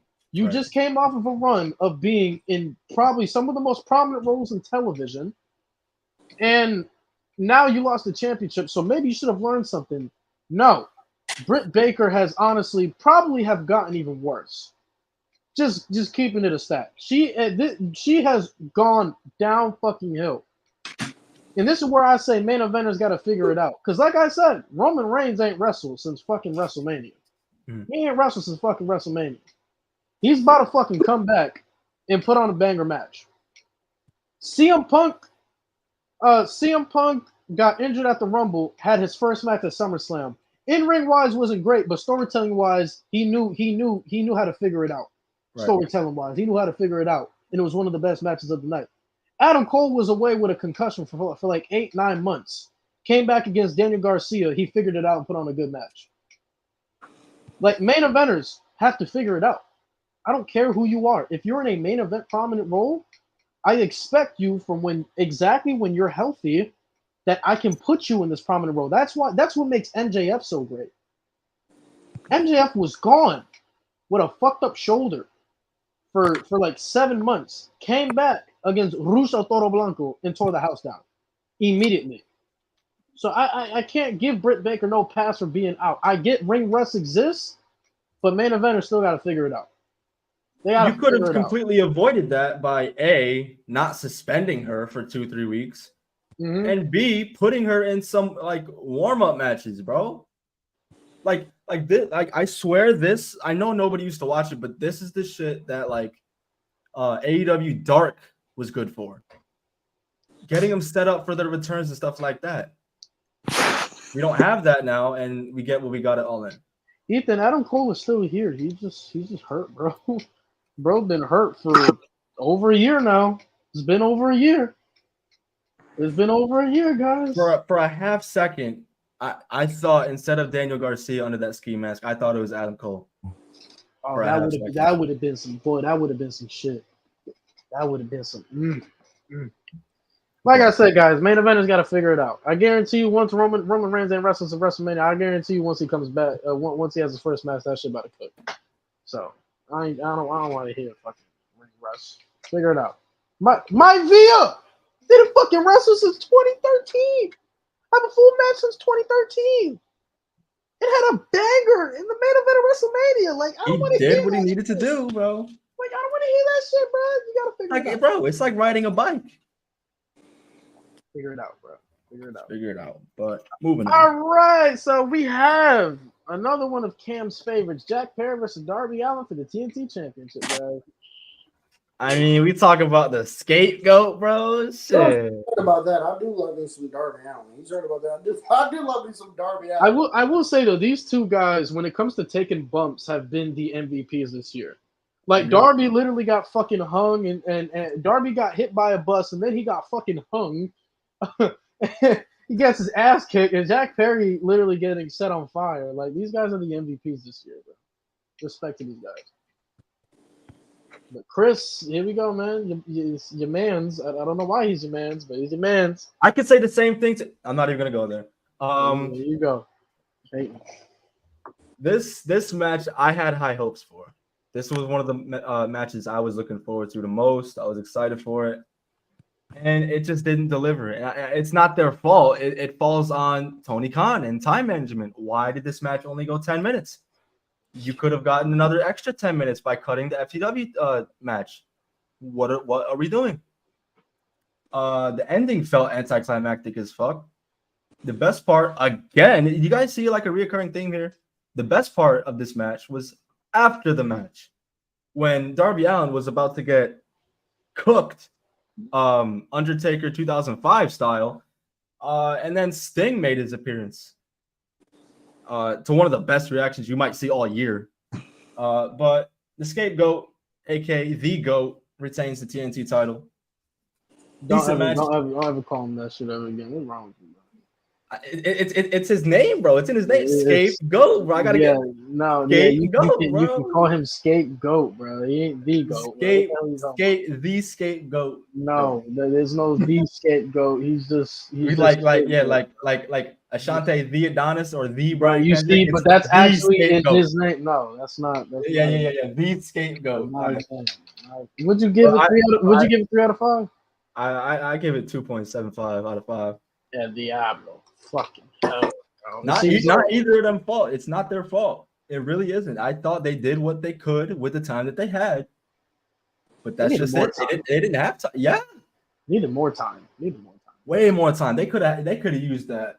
Jack Perry and Darby, they've taken the most insane bumps this year, bro. They could do more. That shit should have went at least 8 to 10 more minutes. At least. I mean, it's a fucking coffin match. Why the fuck? Yeah. Why isn't it? And it was the co-main event for those who like to use that terminology. Why is the co-main event going 10.5 minutes? Yeah, that shit is ridiculous. I'm gonna give it a 2.5, bro. It was good for what it was, but they needed more time, man. And especially if you're still trying to have these motherfuckers as your pillars, they don't deserve no 10.5 fucking minutes, bro. You still trying to put these guys as your pillars. Plus, Jack Perry, your TNT champion. Love or hate him. I hate him. He needs more time, bro. He needs more time. Bro, why you hate the GOAT, bro? He's no. Bro, you literally like Omos. Do not talk to me. And he's goated. What the fuck is the problem? At what, bro? Has Omos ever won the TNT? How many times has Jack Perry squashed one of the greatest tag teams of all time single-handedly on the greatest stage of them all? I don't think so. He doesn't have the chance to, bro, because he's too busy carrying any dub, bro. He's the best part of the chat. How many times have I defended Omos, bro? He reads comics. I don't know what you're defending. Music. Plays basketball. Like, what is you talking about? Jack Perry, bro. Omos could never design a championship the way Jack Perry did, bro. That shit, I don't like that TNT title. That shit is ass because he's holding it. Of course you don't. You hate You hate when Jack Perry breathes, bro. Stop. I genuinely do, bro. Let him know. Yes, sir, bro. No. We are not gonna tap for all of you who has enjoyed anything that CM Punk has done. It's in his second stint. since he's come back.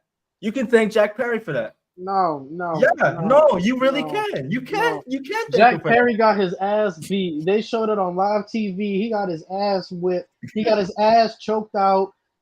Samoa Joe had to go in there and be like, all right, guys, enough. that. Yeah, I want that shit. Liv Morgan does the same thing. What does she do? You try to compare Liv Morgan to Jack Perry? Hey, you got to defend your man's now, Chris. You got to get him, bro. You better get him. He compared Liv Morgan to Jack Perry, bro. You better get him. With all due respect, bro, I mean, Jack Perry doesn't need to walk around hoeing around, bro, just to get attention. That man's the scapegoat.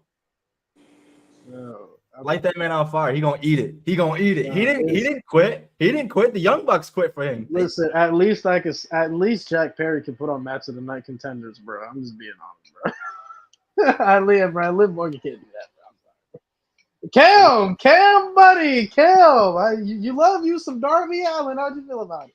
I do love me some Darby Allin. Darby Allin getting murdered on television is very entertaining television to me. This is getting 2.5 stars. I thought this didn't go long enough. 2.5 stars. 2.5 stars. Jack Waters, he shut out. And Sting coming out was great. Love Sting. Oh, buddy. All right, guys. Now we're getting in to the nitty-gritty. We are getting into Bryan Danielson versus Swerve for the AEW Championship title versus career, and quite honestly, probably the best main event of the entire year when we're talking about professional wrestling. This match had all the feels going into it. I prefer this match over Swerve and Danielson, not because of the reason you guys think, only because I feel like Danielson and Swerve had a much better story outside of the ring and inside of the ring, and this match delivered as well. But Chris, go ahead.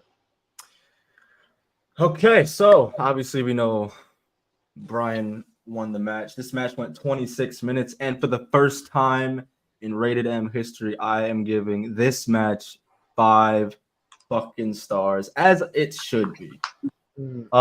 This is hands down the most invested I've been in a match. I mean, you can go back and watch the watch along. Those who were there chilling with me, shout out to y'all. I was legitimately like on the edge of my seat, hands in my face, gasping, jumping, bro. Like for 26 minutes, bro, I was like my heart was in my throat because at any moment Bryan's career could be over. And I remember there was a part in the match. Bryan's bloody, bro. He's on his knees, back turned to Swerve, and he's facing his family. He's reaching out to his family. He's reaching out to Birdies. He's mouthing, "I'm sorry." I thought that was it, bro. And not to mention, I have the count here in front of me. Swerve hit 1 Swerve stomp, 4 house calls. Shit's crazy. And I think I could be wrong on the name. Is it Big Pressure that he calls it? Yeah. His other okay. He hit 1 Big Pressure. Yep. Anybody else and they would have got packed up. But we talk about Bryan Danielson. This match.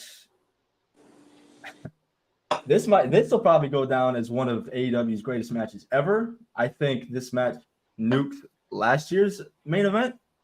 No disrespect to MJF and Adam Cole. But Danielson, respectfully, you need to, chill out because you need that championship. You don't need it, but you deserve it.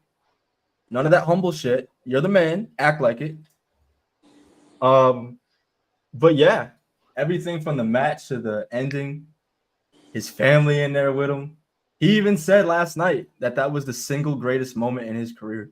Can you believe there are people? Can you believe there are people fucking mad at him because he said it's the best moment? Because he said this was like his favorite moment in his career. People online are fucking mad at Bryan Danielson about that. People online are mad at Bryan Danielson about that. Talking about, well, I guess WrestleMania 30 means nothing to you, man. Blah, blah, blah. He said it last night. Bro, I said this shit, Cam. I literally said, bro, What if it's his favorite moment because he literally has his children there? Like Literally, bro. his How kids that were doesn't there. make First sense, of all, how bro. you gonna tell somebody what their favorite moment is? What the fuck? Like These his entitled kid. people. It's like, bro. I don't. It's why I don't take people serious. It's why I Don't don't take get me people serious. wrong. 30 is still an all-time great moment, but Absolutely. he didn't have kids back then. He wasn't married back then. No. He's married now and has kids, bro. Of course it's gonna be his favorite moment, bro. Like, come on, man. And a way better match too. One in a way better match. Way better. Way fucking better. But yeah, 5 stars, all time classic. I might go back and watch that shit again when we're out of here. But yeah, what you got, Lewis? I agree with you, gang. Five stars, bro. This truly felt like if AEW wasn't gonna have Bryan Danielson win this match, we will never, ever, ever have a chance to see him as AEW World Champion. Ever. And this is something that we were all begging for years. We've been saying, bro, Bryan Danielson is too damn good. He's too damn vital to the product. He's one of your most loyal guys, drama-free guys, and he's one of them guys that's just too good to not be rewarded with the championship. And all we heard was, well, he said he doesn't want. No, fuck out of here. I don't care what he said. Give him the title. Give him the fucking title. Give him the motherfucking title. He deserves that. That's the guy right there that you want representing your company as world champion. Swerve, by the way, did a fantastic job of being a world champion, my brother. I hope you get another run in the future. You earn another run in the future. Go ball out. You made a believer out of me because at first I didn't see the main event star in you, but you turned me into a believer, and I rock with Swerve. He's that guy. He's one of the best wrestlers on the planet. But Bryan Danielson, this story was great. The promo he cut leading up to the match was great.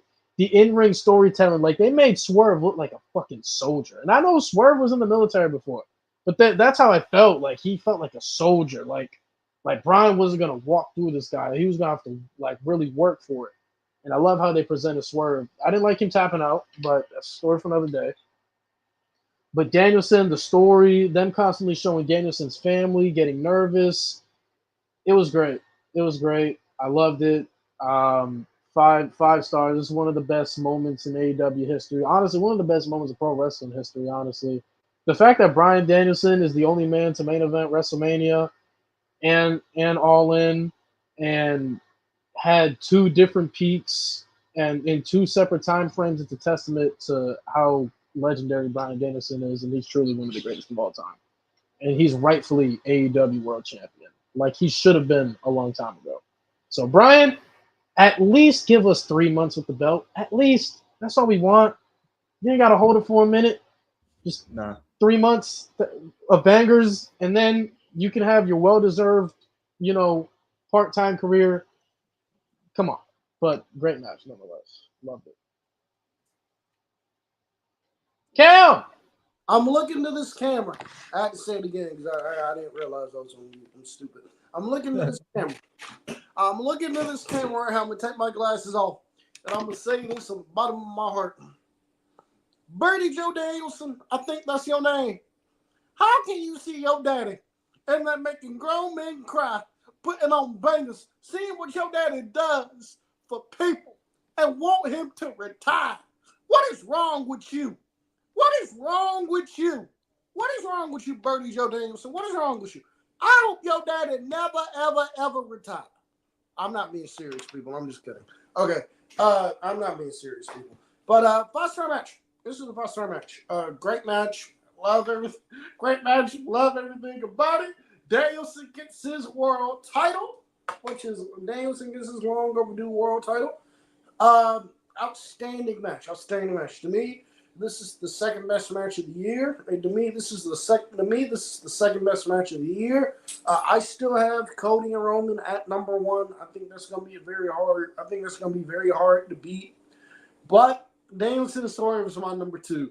And Swerve Strickland, I gotta give you props, and I gotta apologize to you, man. When you first came into AEW, everybody was saying that man right there is gonna be an AEW World Champion. I thought people were smoking crack. I did not see. Dead ass. I did not see world champion in you. I didn't see world champion in you. But, man, what Swerve Strickland has done with this character, him getting himself over and everything like that, Swerve Strickland is easily a top 3 AEW champion of all time. It goes Omega, Moxley, and then Swerve. Swerve, I'm glad you got your moment, and you will be champion again. I have no doubt. You are going to be champion again. I have no doubt, man. What's your rating, Cam? 5 stars.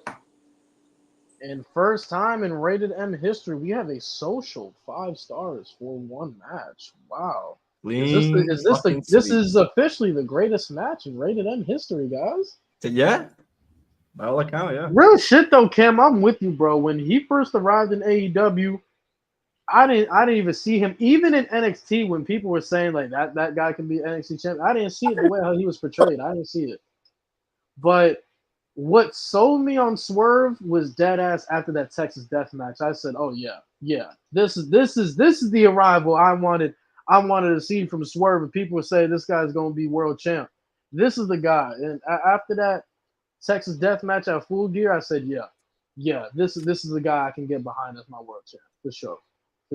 Swerve did that. Hope he gets another run. But I believe we also have to have predictions, Chris.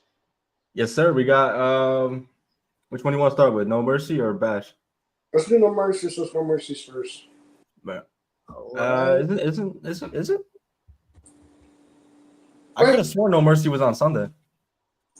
No Mercy is on Sunday. Bash in Berlin is on Saturday. Okay. I figure. All right, you want to just do NXT and then leave the bigger show for Bash? That's fine with me. All right, we'll start with No Mercy. Starting from the bottom, we got Wes Lee taking on Zachary Wentz. This to me is going to be my match of the weekend. I'm excited. What y'all got? This is so tough.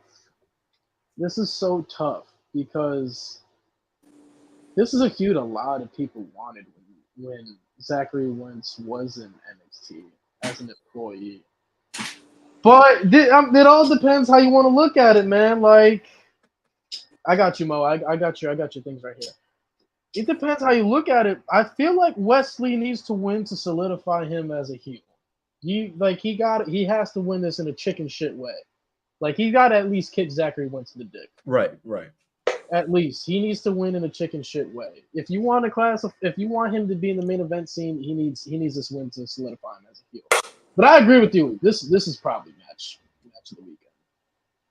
I'm gonna go Wes Lee as well.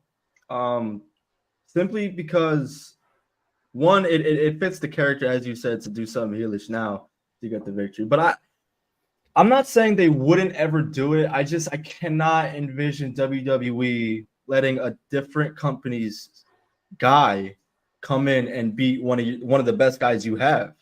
I don't know. I just can't see it unless they traded victories. But I'm going Wes Lee. Who you got, Cam? Hello, Cam. I got Wes Lee. Right. Mo in the chat also has Wes Lee winning. Bet. Moving on, we got the NXT Tag Team Championships being put on the line by Chase U as they take on Nathan Frazier and Axiom. That would be Rich Holland and Andre Chase. To get Mo out the way, Mo said Chase U needs a dub after losing that heat wave. Yep. And he said he thinks they'll win, which I agree. Keep the belts on Chase U. They just won them, everybody. Let's relax. Chase U was like that. So the same quality you guys love that Frazier and Axiom gave us, Chase U can also give us. So Chase U was like that. And listen, I'm not gonna hold y'all. I know I can always admit when I'm wrong. I didn't see the hype in Andre Chase at the beginning. Come on, man. Join the U. I see the vision now. I see the vision now, bruh. I see the vision now. Guys, there's an emoji for that, guys. Throw it up, guys. Chase U. I wasn't seeing the vision before, but I'm seeing it now. Andre Chase is that dude. I expect him and Ridge to kill it All 4 of these guys killed just like they did at the Heat Wave. But I'm going Chase U here. I already know, man. Chase U, baby. Come on. Chase U. Chase U was the winner. We all got Chase U. Yes, sir. Michael Davis. Chase U. Next, we got the NXT Women's North American Championship on the line. Kalani Jordan takes on Wendy Chu in this dark version of her character. I'm gonna go a different route, bro. I think I'm gonna go with Wendy Chu, bro. I think Wendy Chu is gonna do it. You think she does it clean? Probably not. Okay. Kalani's been a good champion. It's very clear she still need to work on her in-ring. I mean, not her in-ring skills. That's her best trait. What the fuck? Her mic skills, they're pretty. It's pretty rough around that area. And if you're our first women's North American champion, they got to be some. You gotta be stand out like that. But I think Wendy Chu. They threw her on TV immediately for this title with this character change. It makes sense. Mo says Kalani retains. What does Wendy even do? Nah, Wendy's like that. No, Wendy's like that. I haven't seen enough of her work, admittedly, but I am going to go Kalani Jordan here. I'm not really loving this darker version of Wendy Chu's character. I don't really know where the fuck it came from, but very, very minimal interest. I mean, I've been seeing what they've been doing with like with the doll and the shit she be doing with Tatum Paxley. If she wins the title, I can see Tatum Paxley having a hand in that. But I am going Kalani Jordan as my official prediction. Hello, Cameron. Kalani Jordan better retain this NXT Women's Champion.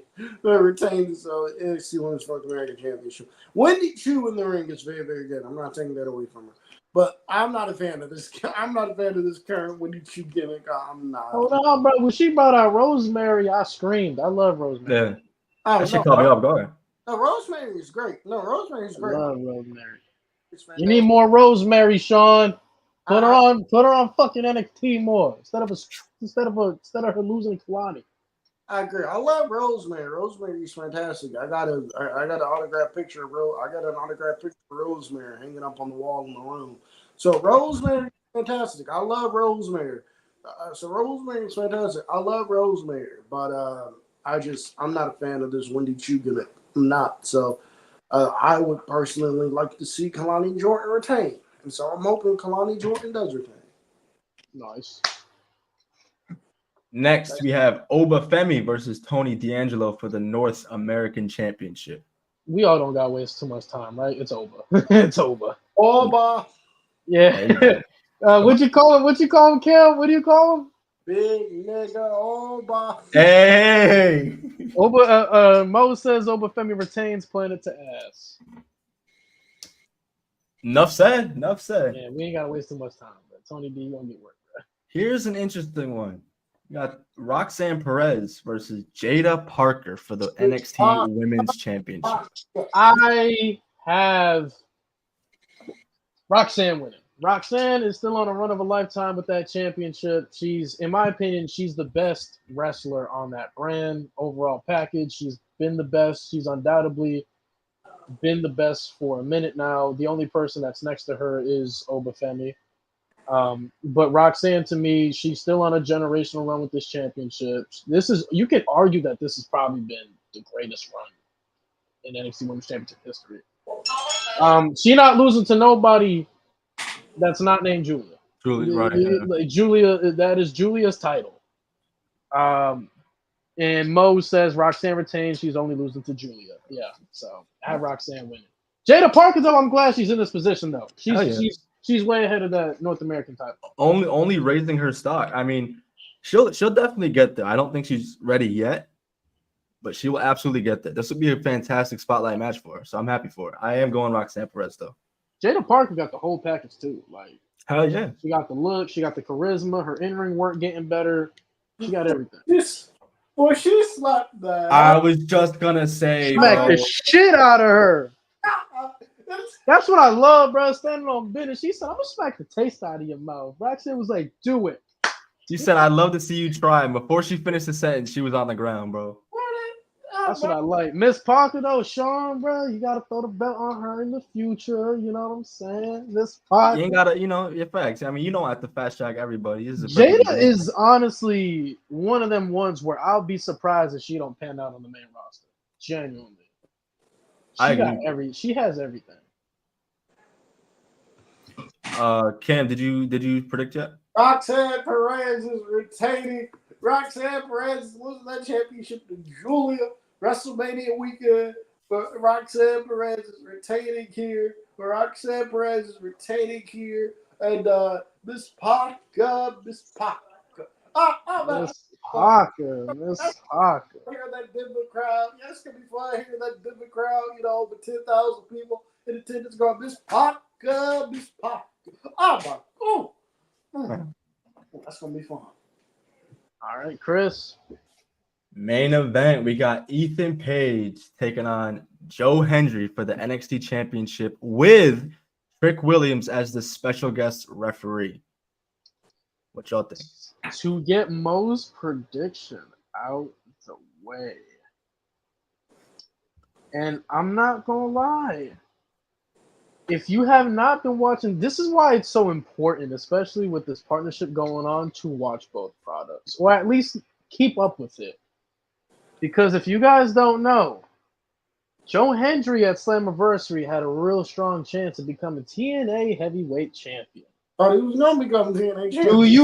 Do you know who stopped him? A shocking heel turn from Josh Alexander. So Mo has the same prediction I have. We think Ethan Page is going to retain. And who's going to stop Joe Hendry from becoming a world champion somewhere else? None other than Josh Alexander going to reunite the North with Ethan Page. Ethan Page retains with the North reunited. We got Josh Alexander and Ethan Page back. I didn't even think of that, bro. We get the North back. I haven't heard the North in a minute, bro. I love it. I love that idea. North reunion. Mo got the same prediction. I love it. Y'all cooking with it. Okay. Locked in, man. I agree with you, Lewis. This is the time to bring in Josh. This is the time. Ethan Page, I'm going as the winner. I don't know where Trick falls in all this. I don't know what he's gonna do that a normal ref wouldn't. But he's gonna be there so Josh Alexander can whoop that ass. You're stupid. We gonna see this. Gonna be the first time we gonna see a butterfly, a C4 spike in WWE TV in a minute. Oh, I'm excited. I can't wait.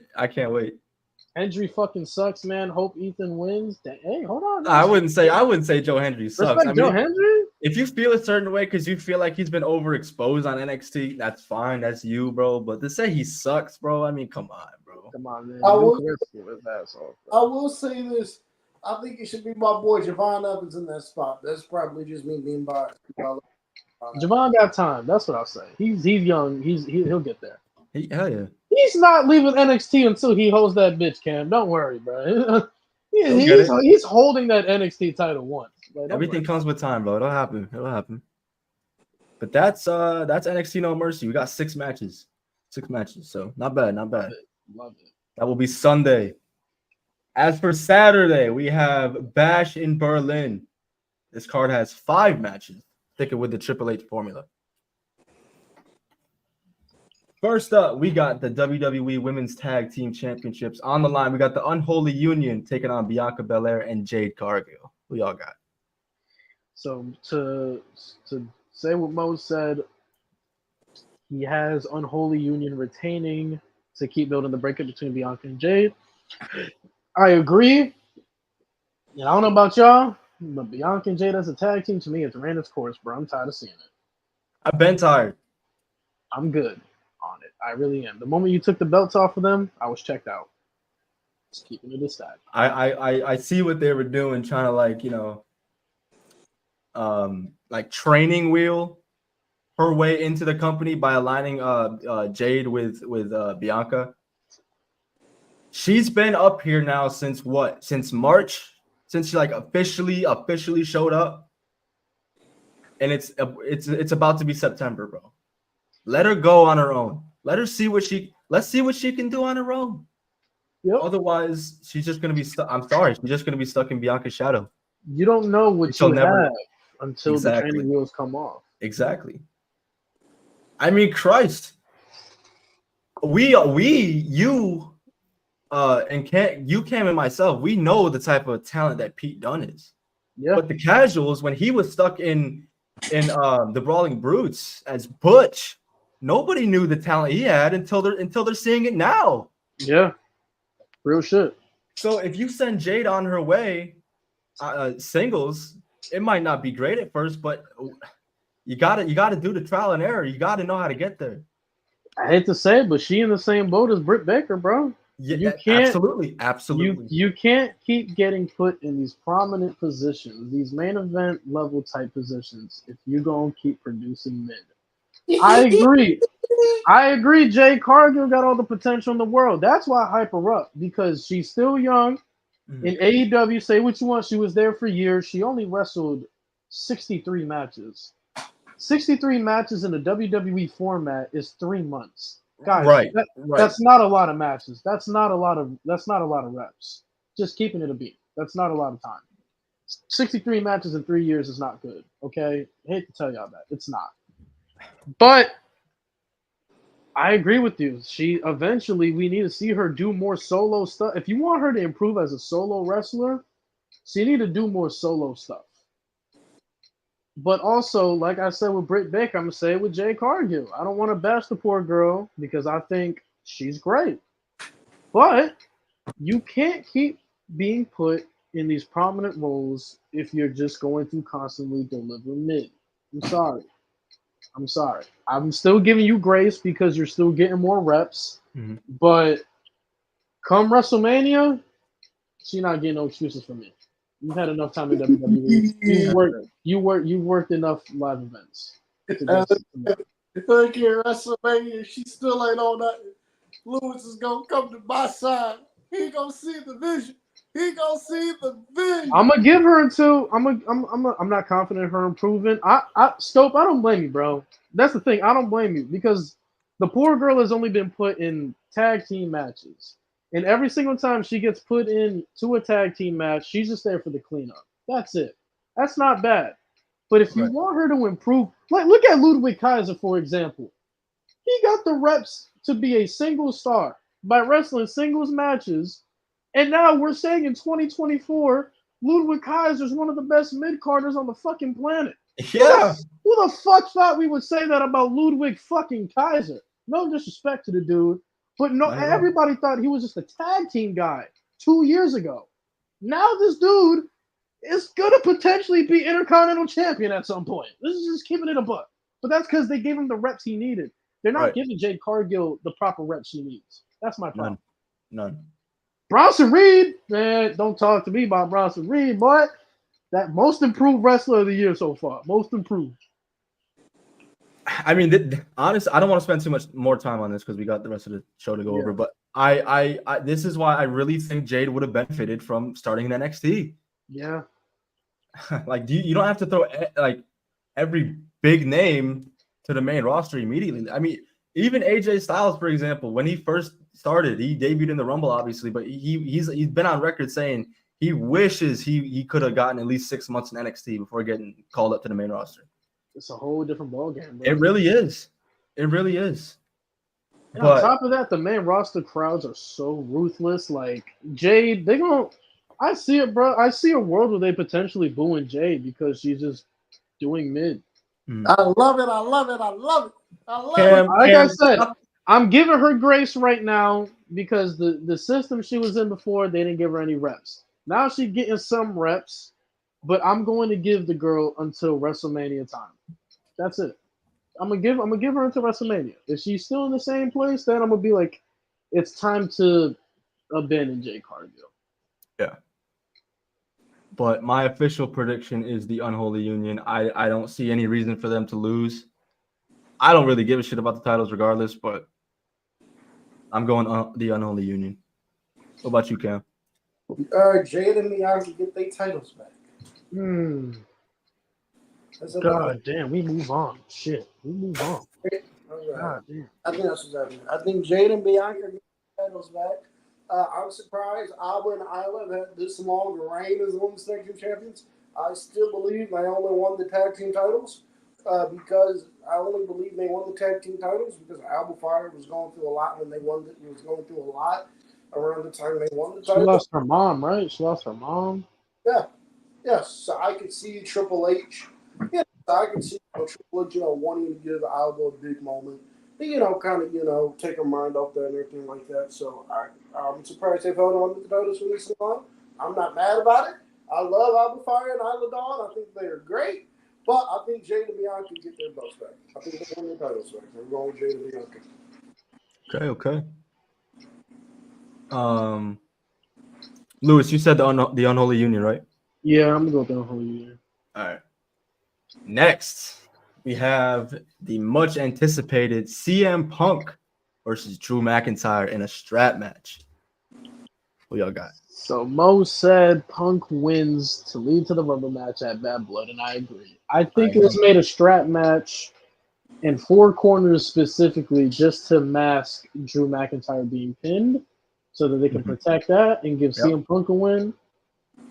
And I agree. It's going to lead to Bad Blood. So I have CM Punk winning. I agree with Mo. I agree with Mo as well.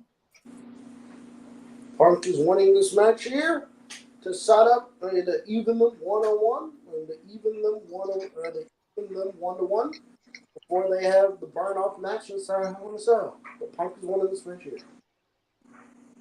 All right, we're all in agreement on CM Punk. Next, we have I believe they're going by the Terror Twins now. We have Damian Priest and Rhea Ripley taking on Dirty Dominic Mysterio and Liv Morgan in a mixed tag team match. So Mo says Terror Twins win to justify Rhea getting another title match. I see it. I do see a world where Damian is in the ring and Finn doesn't want to.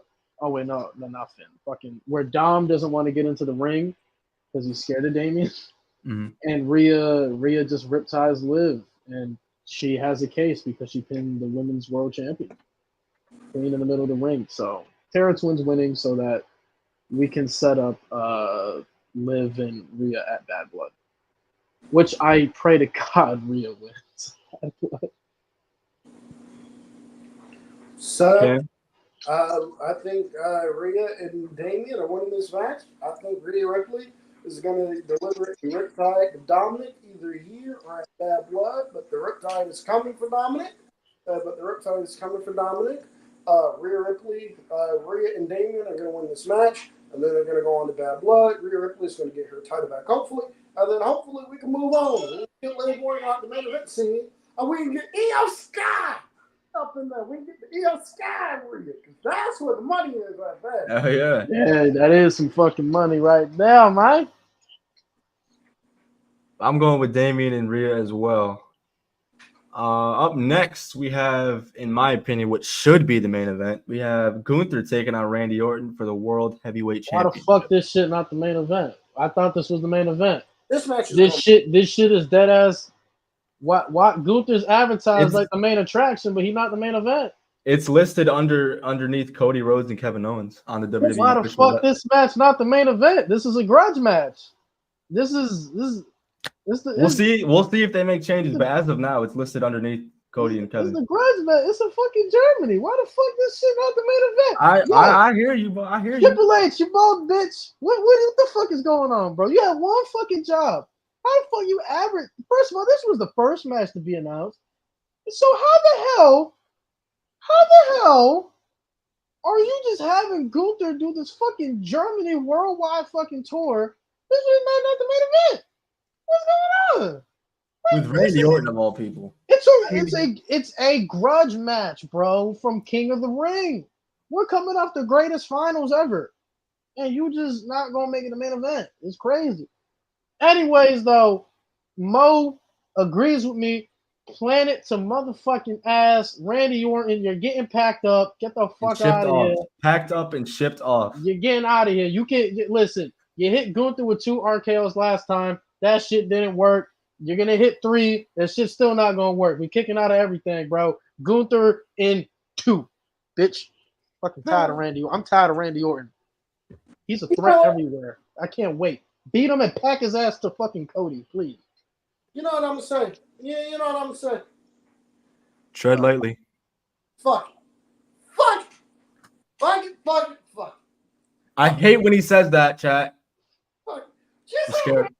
have Randy Orton win the world title. No, here we go. No. And then have No. Gunther SmackDown.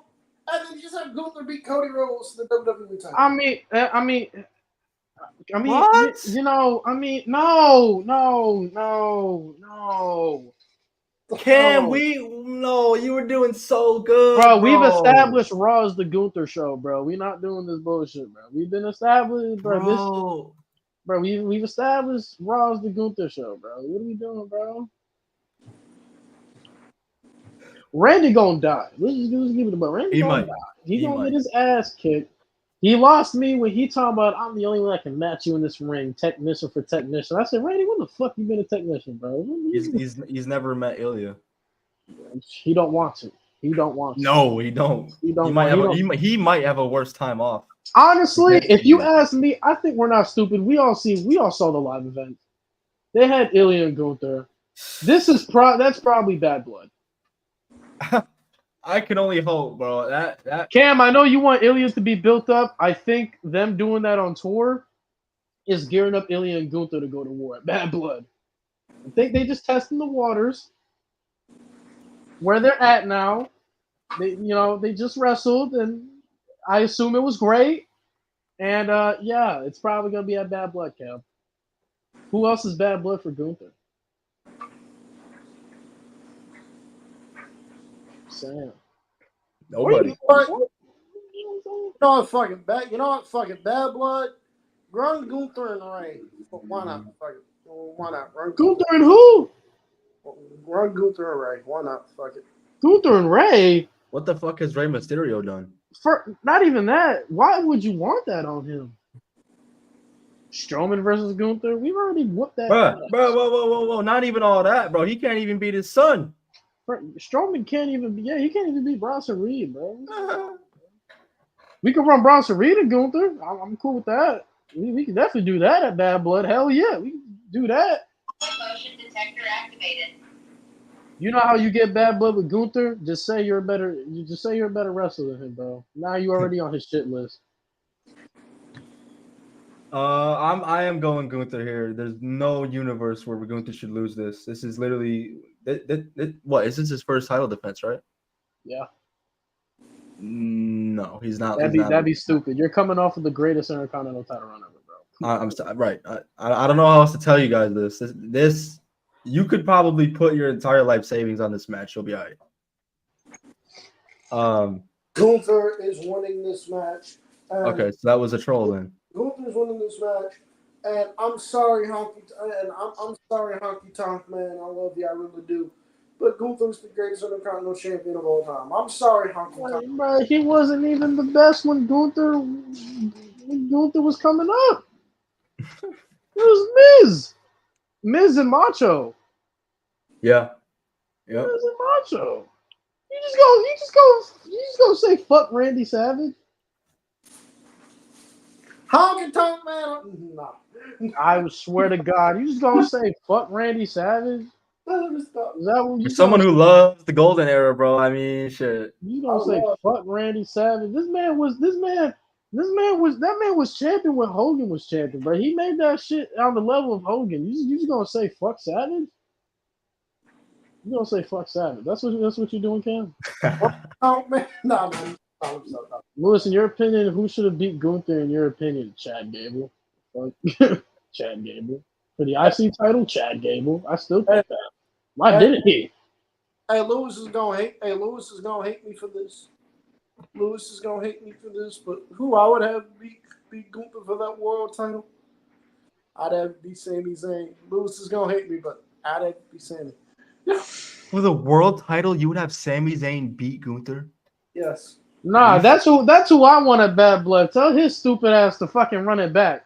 He thought shit was sweet out here. We're 1-1, bitch. We didn't forget when we smoked your ass on Raw fucking last year. Yeah, pull up the bad blood, ugly ass motherfucker. Come on. Red carpet too. Red carpet. You got it. You beat me at red carpet. Come through. Come on, bitch. Come on. So we can chop your ass up. Come on. I would actually find it interesting if Gunther was the one who seeks out a match against Sami Zayn. Just for that reason alone. He should. I think that'd be lit as hell. He should. That's who I wanted at Bash in Berlin at first. I'm like, no, nobody should get a title match other than Sami Zayn. Tell him to spin the block. Come on. And have Gunther send him like, come here so I can fuck you up. Come on. Come here, bitch. Hey man, Sammy get them stem cells. It might be Sammy get them stem cells. Gunther might be getting packed up. You not getting mad. Tell Sammy to spin the block. We gonna be waiting, bro. Tell him to come back, bro. Tell him to come back. Fuck Sammy. He could win the Rumble and face Cody. You see, everybody been making the same face when we talk about face Cody. Is Cody? Listen, I can ask you that. We'll wait till Mo come back.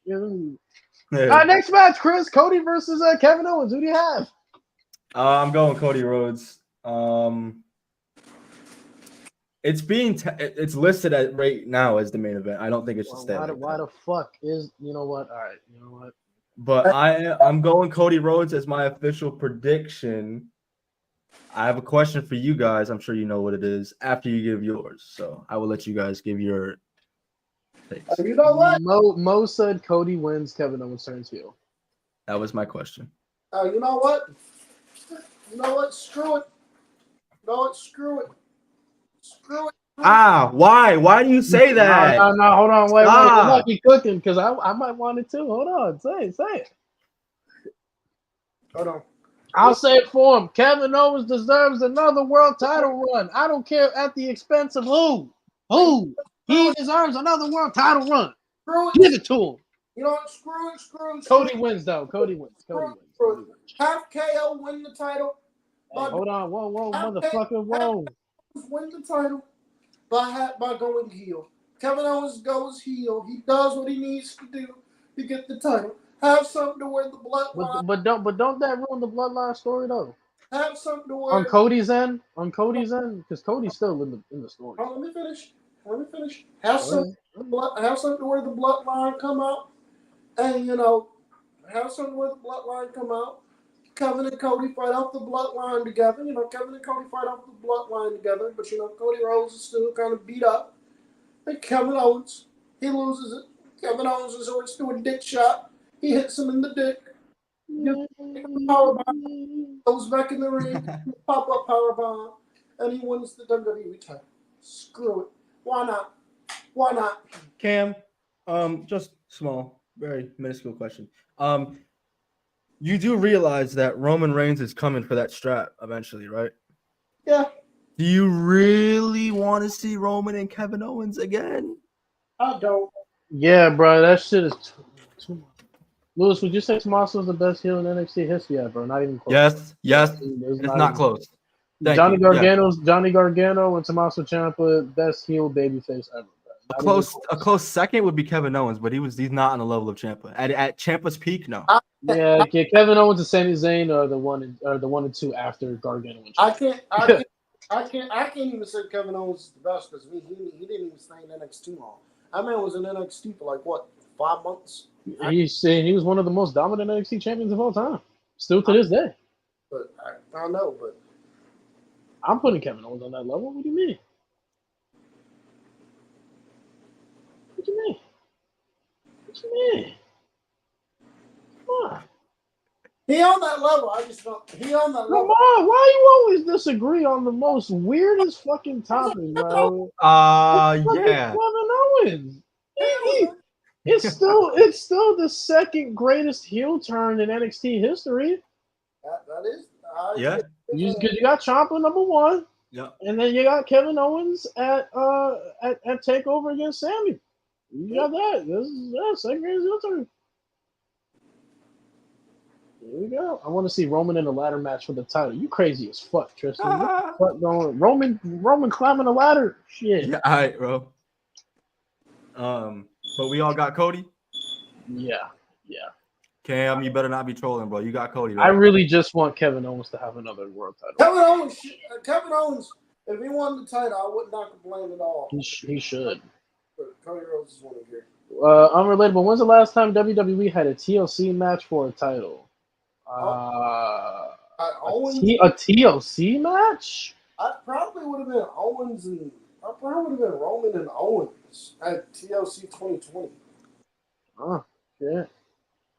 A TLC match? It would have been. Probably might have been that, yeah. Did you know Gunther had a ladder match at Madison Square Garden when he was IC champion? And he won that? I actually didn't know that. Saw Gunther climb a ladder. That was one of the matches I said, yeah, these gimmick matches suck. But nah, that concludes the meat of our show. Now we can have a little fun. Celebrate 25 years of SmackDown. It's 25 years old. People in the chat, Lewis and Khris, what have been some of your favorite SmackDown memories? But before we get into that, can we all agree that the two greatest intro songs in SmackDown history are Know Your Enemy by Green Day? Know Your Enemy by Green Day. That is still elite to this day. And then Born to Run. Can we agree? Can we agree? We can agree. Born to Run. We can agree. Yeah, we can agree. Yeah.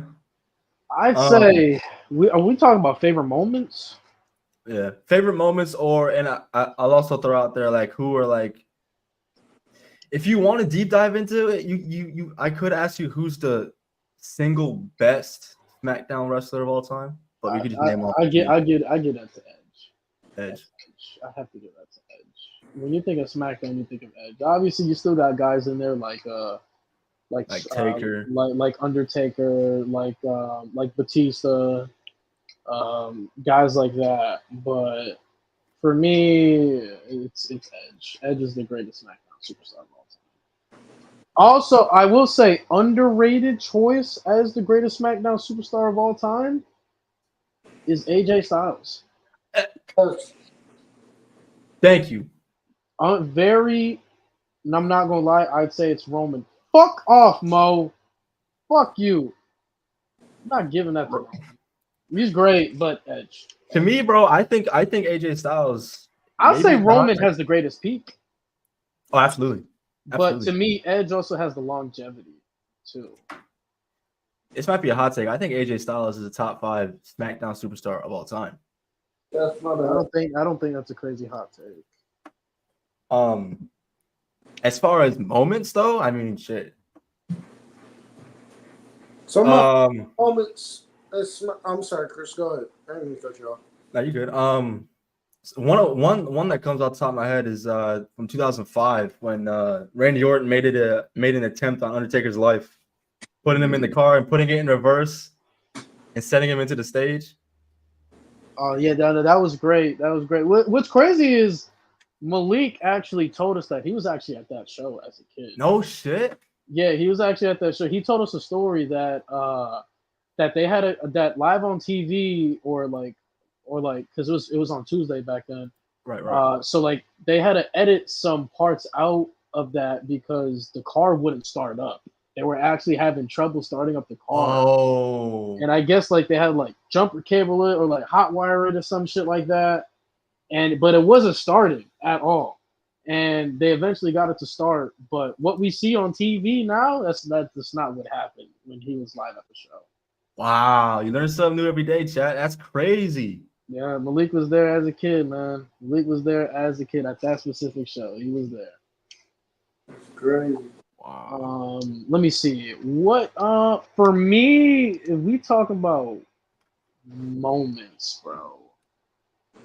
I'm not saying this because he's unfortunately passed away, but when I think of some of my favorite moments, when I feel aura, when I feel like we're dawning in a new era that should have been good, Bray Wyatt's promo after he became WWE champion from Elimination Chamber, just aura. I'm telling you, go look back at that promo, aura. Just straight, just like Like that title looks so good on Bray Oh motherfucking my Wyatt, god, boy. hell yeah. Everybody's telling him you deserve it. Man, I love that.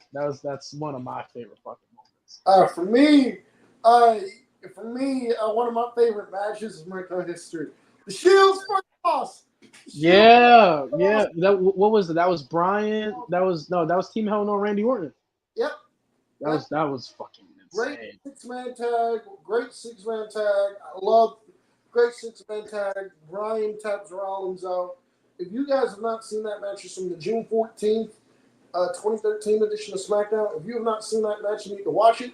And I got a bit of a funny story for y'all when it comes to SmackDown. I don't know if I've told Esco's heard the story before, but I don't know if I've told it on the pod. Bruh, so my dad took me to a SmackDown show back in 2013. He took me to a SmackDown show in 2013, and at the time, I had no idea that SmackDown was taped. I didn't know SmackDown was taped as in aired on Friday. I thought it was live on Friday.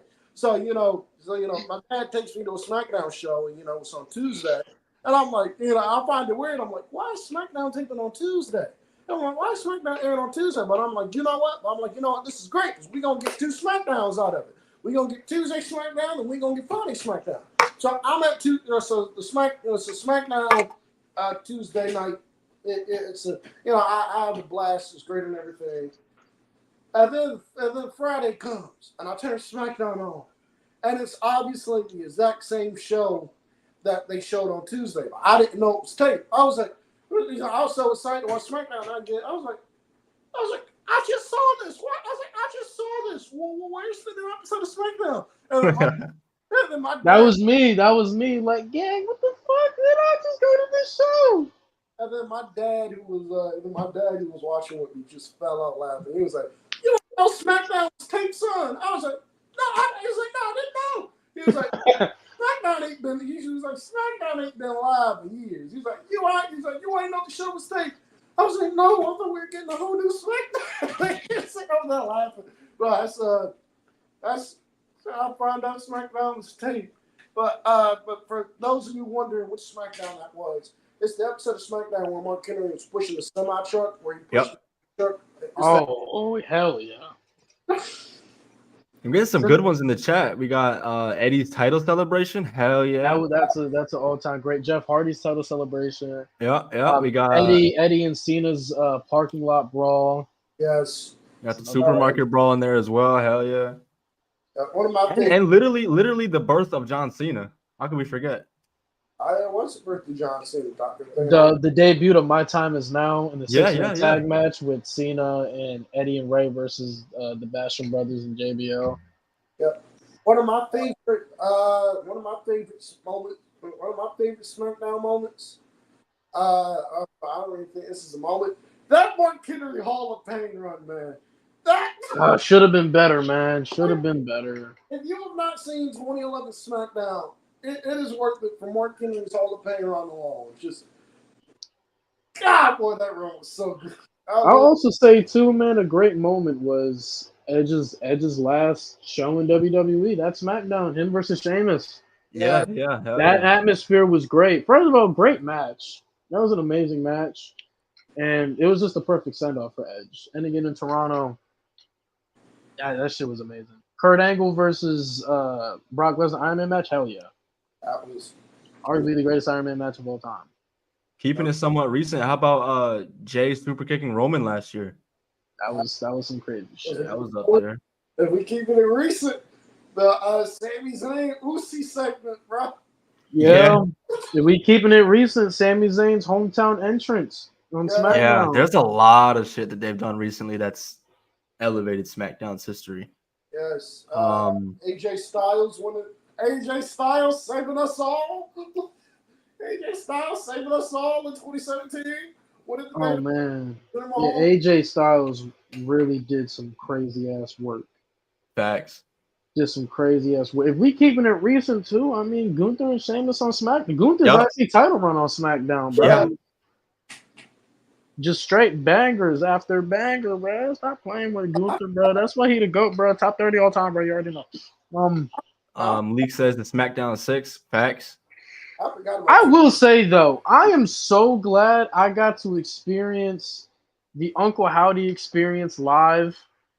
Because I was there. I was there. It was the go home show for Survivor Series, and Bray Wyatt actually had a segment on the SmackDown show I went to, and that entrance is just as beautiful as it is in person, bro. Like, I'm so glad I was a Firefly. So glad. That shit was so great. That entrance is so awesome. It's so great to be a part of it. I don't take it for granted. I've been a part of it as well, and it's incredible. It's an atmosphere, bro. It's a true atmosphere. I mean, shit. If we want to keep it recent too, Jacob Fatu, like him coming out. Yeah, Jacob yeah. Fatu's debut was great. Jacob Fatu's debut was great. One of my favorite airs from SmackDown, 2009 SmackDown, where you had that was where you had CM Punk CM Punk and Jeff Hardy, right? Punk and Jeff Hardy. Rey Mysterio and Chris Jericho had a great feud on the Intercontinental title. Rey Mysterio and John Morrison on SmackDown from 2009. That match is incredible. That match itself is incredible. I think that's one of the most underrated matches in SmackDown history. That match does not get enough love, I don't think. There's an Intercontinental champ. We're still going about matches. There's an Intercontinental Championship match on SmackDown from 2014. It's Dolph Ziggler, Tyson Kidd, and Cesaro in a triple threat elimination match for the Intercontinental title. Great match. That is a fantastic match. Oh my god.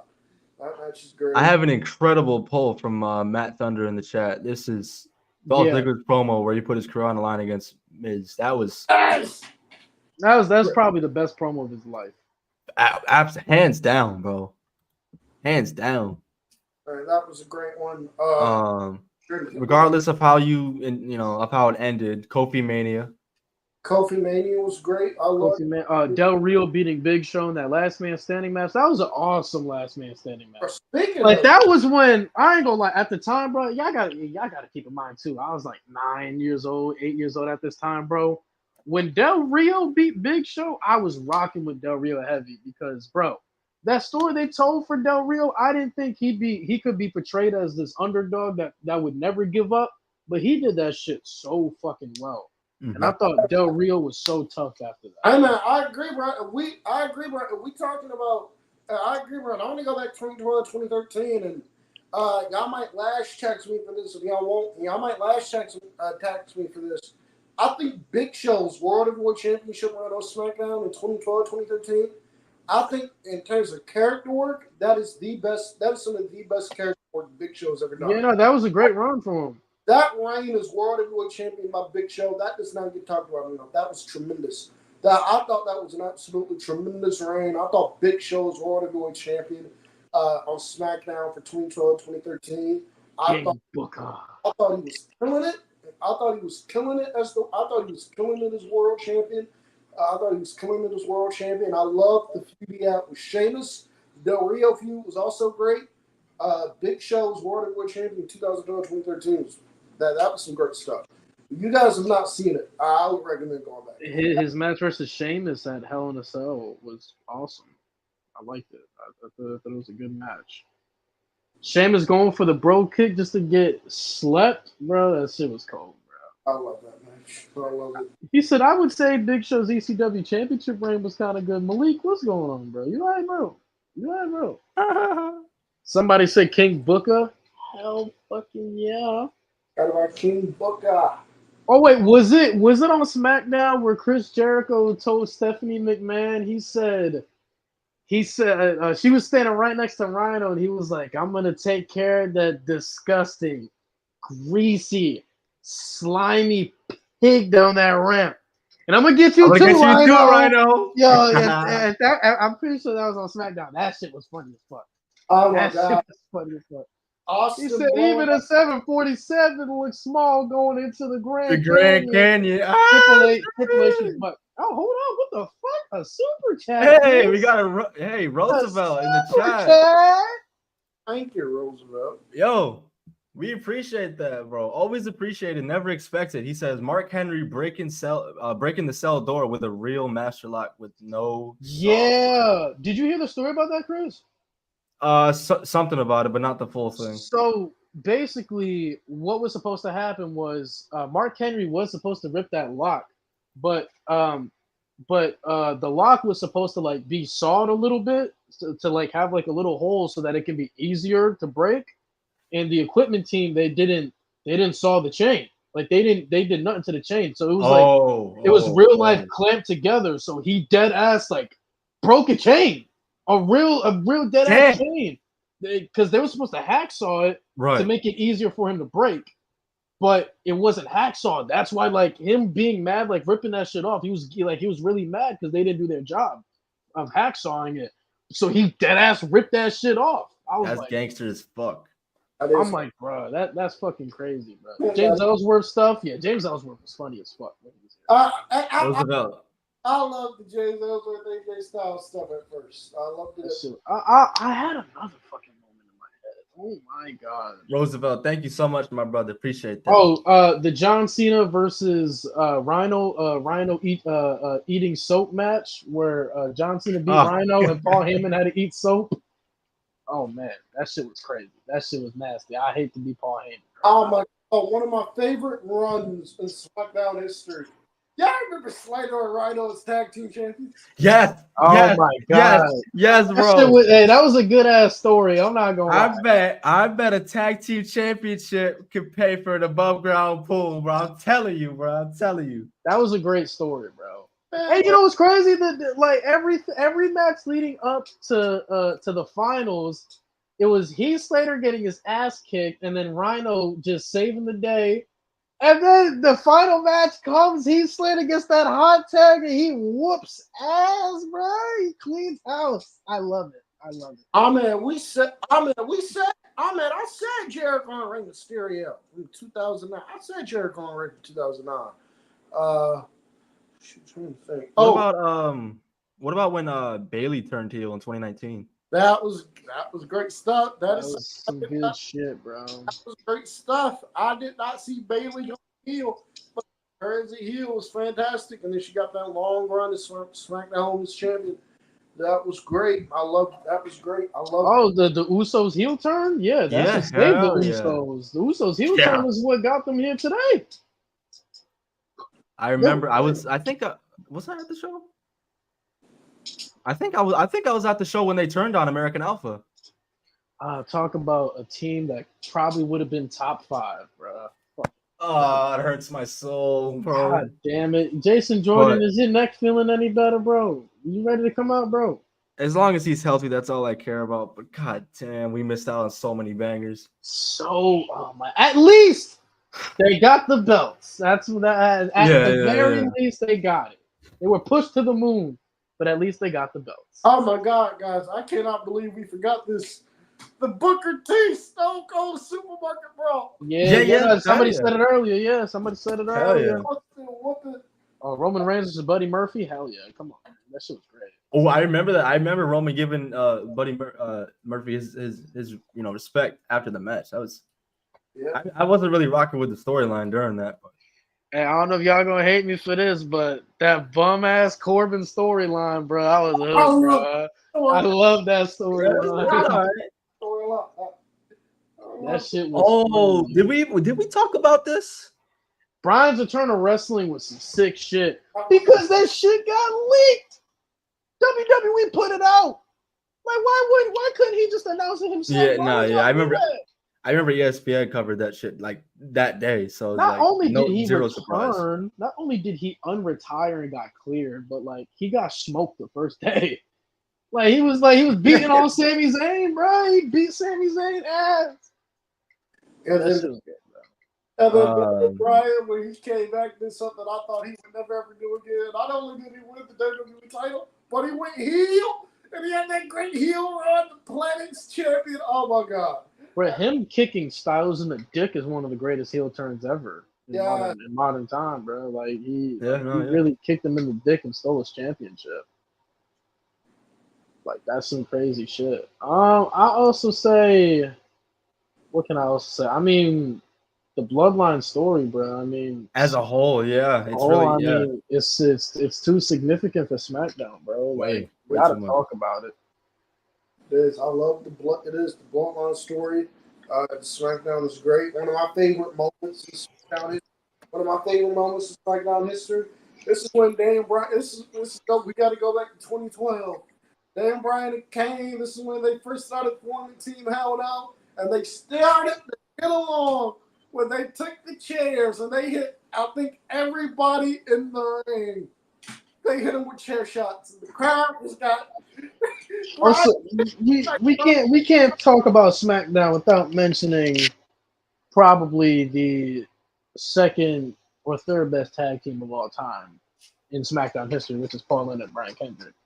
Yep. They held down SmackDown. The Brian Kendrick. And Paul Lennon and the Brian Kendrick, bro. They held down that SmackDown tag division for a very long time. They were one of the most electrifying tag teams of all time. Oh my God! How can I forget Brock? How can I forget Brock Lesnar being Vince McMahon's guru in 2003? How can I forget? How can I forget how great of a heel Brock Lesnar was? One of the funniest. I hate to say this, but I hate to say this because it was terrible, but at the same time, it was very funny. Was Brock Lesnar beating up Zach Gowen? That is one of the greatest things I have ever seen. Brock Lesnar destroyed Zach Gowen in front of Zach Gowen's mama, in front of Zach Gowen's mama, and then Brock Lesnar pushed Zach Gowen, who had one leg of it. Oh, I remember that. He put Zach Gowen down a flight of stairs. That's dirty, bro. That's attempted. I mean, we've been mentioning that, but like, what about Brock Lesnar's Big Show breaking the ring? Breaking the ring, and yeah, that was. Oh, was that 03 too? Yep. Yep. Okay, yeah. My version 1 Matt Hardy, hell yeah. Everybody love version 1 Matt Hardy. Brock Lesnar, man, fucking hell. So many great SmackDown moments in that beginning. Also, too, Eddie's promo, his go home promo for No Way Out to Brock Lesnar. That's one of the most heart like felt promos I've ever heard. Oh, Cena cooking Styles at the Royal Rumble go home show. Yeah, on the mic. Yeah. Matt Thunder. Yeah, we talked about Cena's debut. He said, "Bro, oh my god." Fucking AJ Styles questioning John Cena about his passion. Cena fucking went off on that motherfucker. He said, "You walk down that ramp because you have to. I walk down that ramp because I want to. That's passion." I said, "Ew, what you doing, man? Cena cooking Miz during their feud in 2017, man. Don't worry, Miz got him back later. He got him back. He did. He got him back later. Don't worry. Oh my God, how could I forget? The Dean Ambrose Miz feud on SmackDown? I love that feud so much. One of my favorite moments from that feud was Ambrose as a security guard. Yep, Ambrose. Yeah. I don't know where it beat up that guy. That was hey. Renee took a hot one from Maurice, bro. Yep. Uh-huh. Oh my God. He said he picked up that walkie-talkie and said, "All clear." Oh my God. If you guys have not seen this promo from 2001, you need to see it. The Paul Heyman shoot promo of Vince McMahon. The lead up. It's the lead up to Survivor Series 2001. This McMahon in the back told Paul Heyman. He said, "Everything you want to say to me, just say. I'm not gonna say a word. And Paul Heyman went in there and he tore Vince McMahon up. He said, "This promo by Paul Heyman was tremendous." He said, "Your own kid said you stole my ideas. You stole my ideas. You're making my money, the money that I should be making. You're making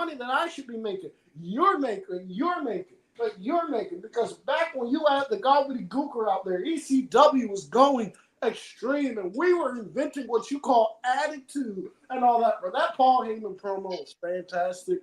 And then he looks at Taz on commentary, and he goes, "Taz, I had Taz at ECW. Taz was a badass. He was a wrestler.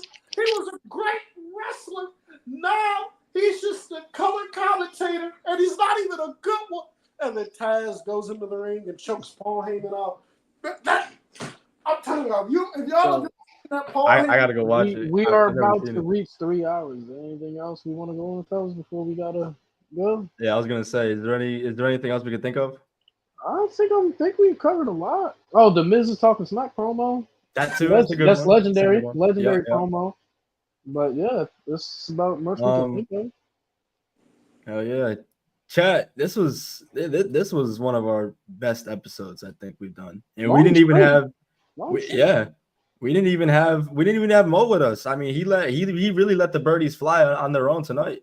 Come on, bro. This is one of the greatest rises we've ever seen, bro. Like, I just hope we don't live long enough to see the fall, bro. That's all. yeah, I don't think there'll ever be a fall. LA Knight, one of them, bro. Ain't nobody gonna turn on him. You turn a heel, he gonna turn it up 1,000, bro. Yeah, No, hell yeah. Oh hell yeah, no, yeah. We gonna leave it off like this. Oh, Wendy. But that was the TNA year in WWE, bro. That was so good. You can't convince me otherwise, bro. 2018 had a lot of great booking potential, just shitty decisions, bro. Shitty decisions. Real quick before we get out of here, William. Yes, I did see about the Vince documentary coming out to Netflix. I cannot wait for that. I don't watch docs like that, so I probably won't watch it. I don't, but I will for this one. But chat. Tune in Saturday for our Power Ranger stream. For my Power Ranger stream on my YouTube channel, Louis Knows Tunes. Yeah, we're gonna be Do that. Unfortunately, we're gonna watch Wild Force. I do not know. I'll figure it out. I'll put it in the Discord. Because I think the plan is to do a Bash watch along too. I don't want to like. What time is Bash? I have to double check. I think it's 1 o'clock. Yeah, it'll be later. Let me see. It'll be later. I'm not. Yeah, it'll be later. Yeah, 1 o'clock Eastern. Yep. Yeah, it'll be later. It'll be later. How legitimately forgot Bash was at 1 o'clock? I thought this shit was 7 or 8. I legitimately forgot Bash was at. Bro, it's in fucking Germany, bro. What the fuck? Yeah. So we'll be here for Bash on Saturday, 1 o'clock p.m. Eastern, and then I at the very least will be here on Sunday for No Mercy. So you got watch alongs all weekend, gang. I got you covered, bro. Yes, we do. But chat, that has been episode number 42. Thank y'all for rocking with us this entire night. Y'all been lit. Appreciate the super chat. Love Congrats to Mo again. Congrats to Mo, man. He made us unks. Yeah. Y'all be safe. Rated M, Most baby. importantly, bring back Bully. Yeah.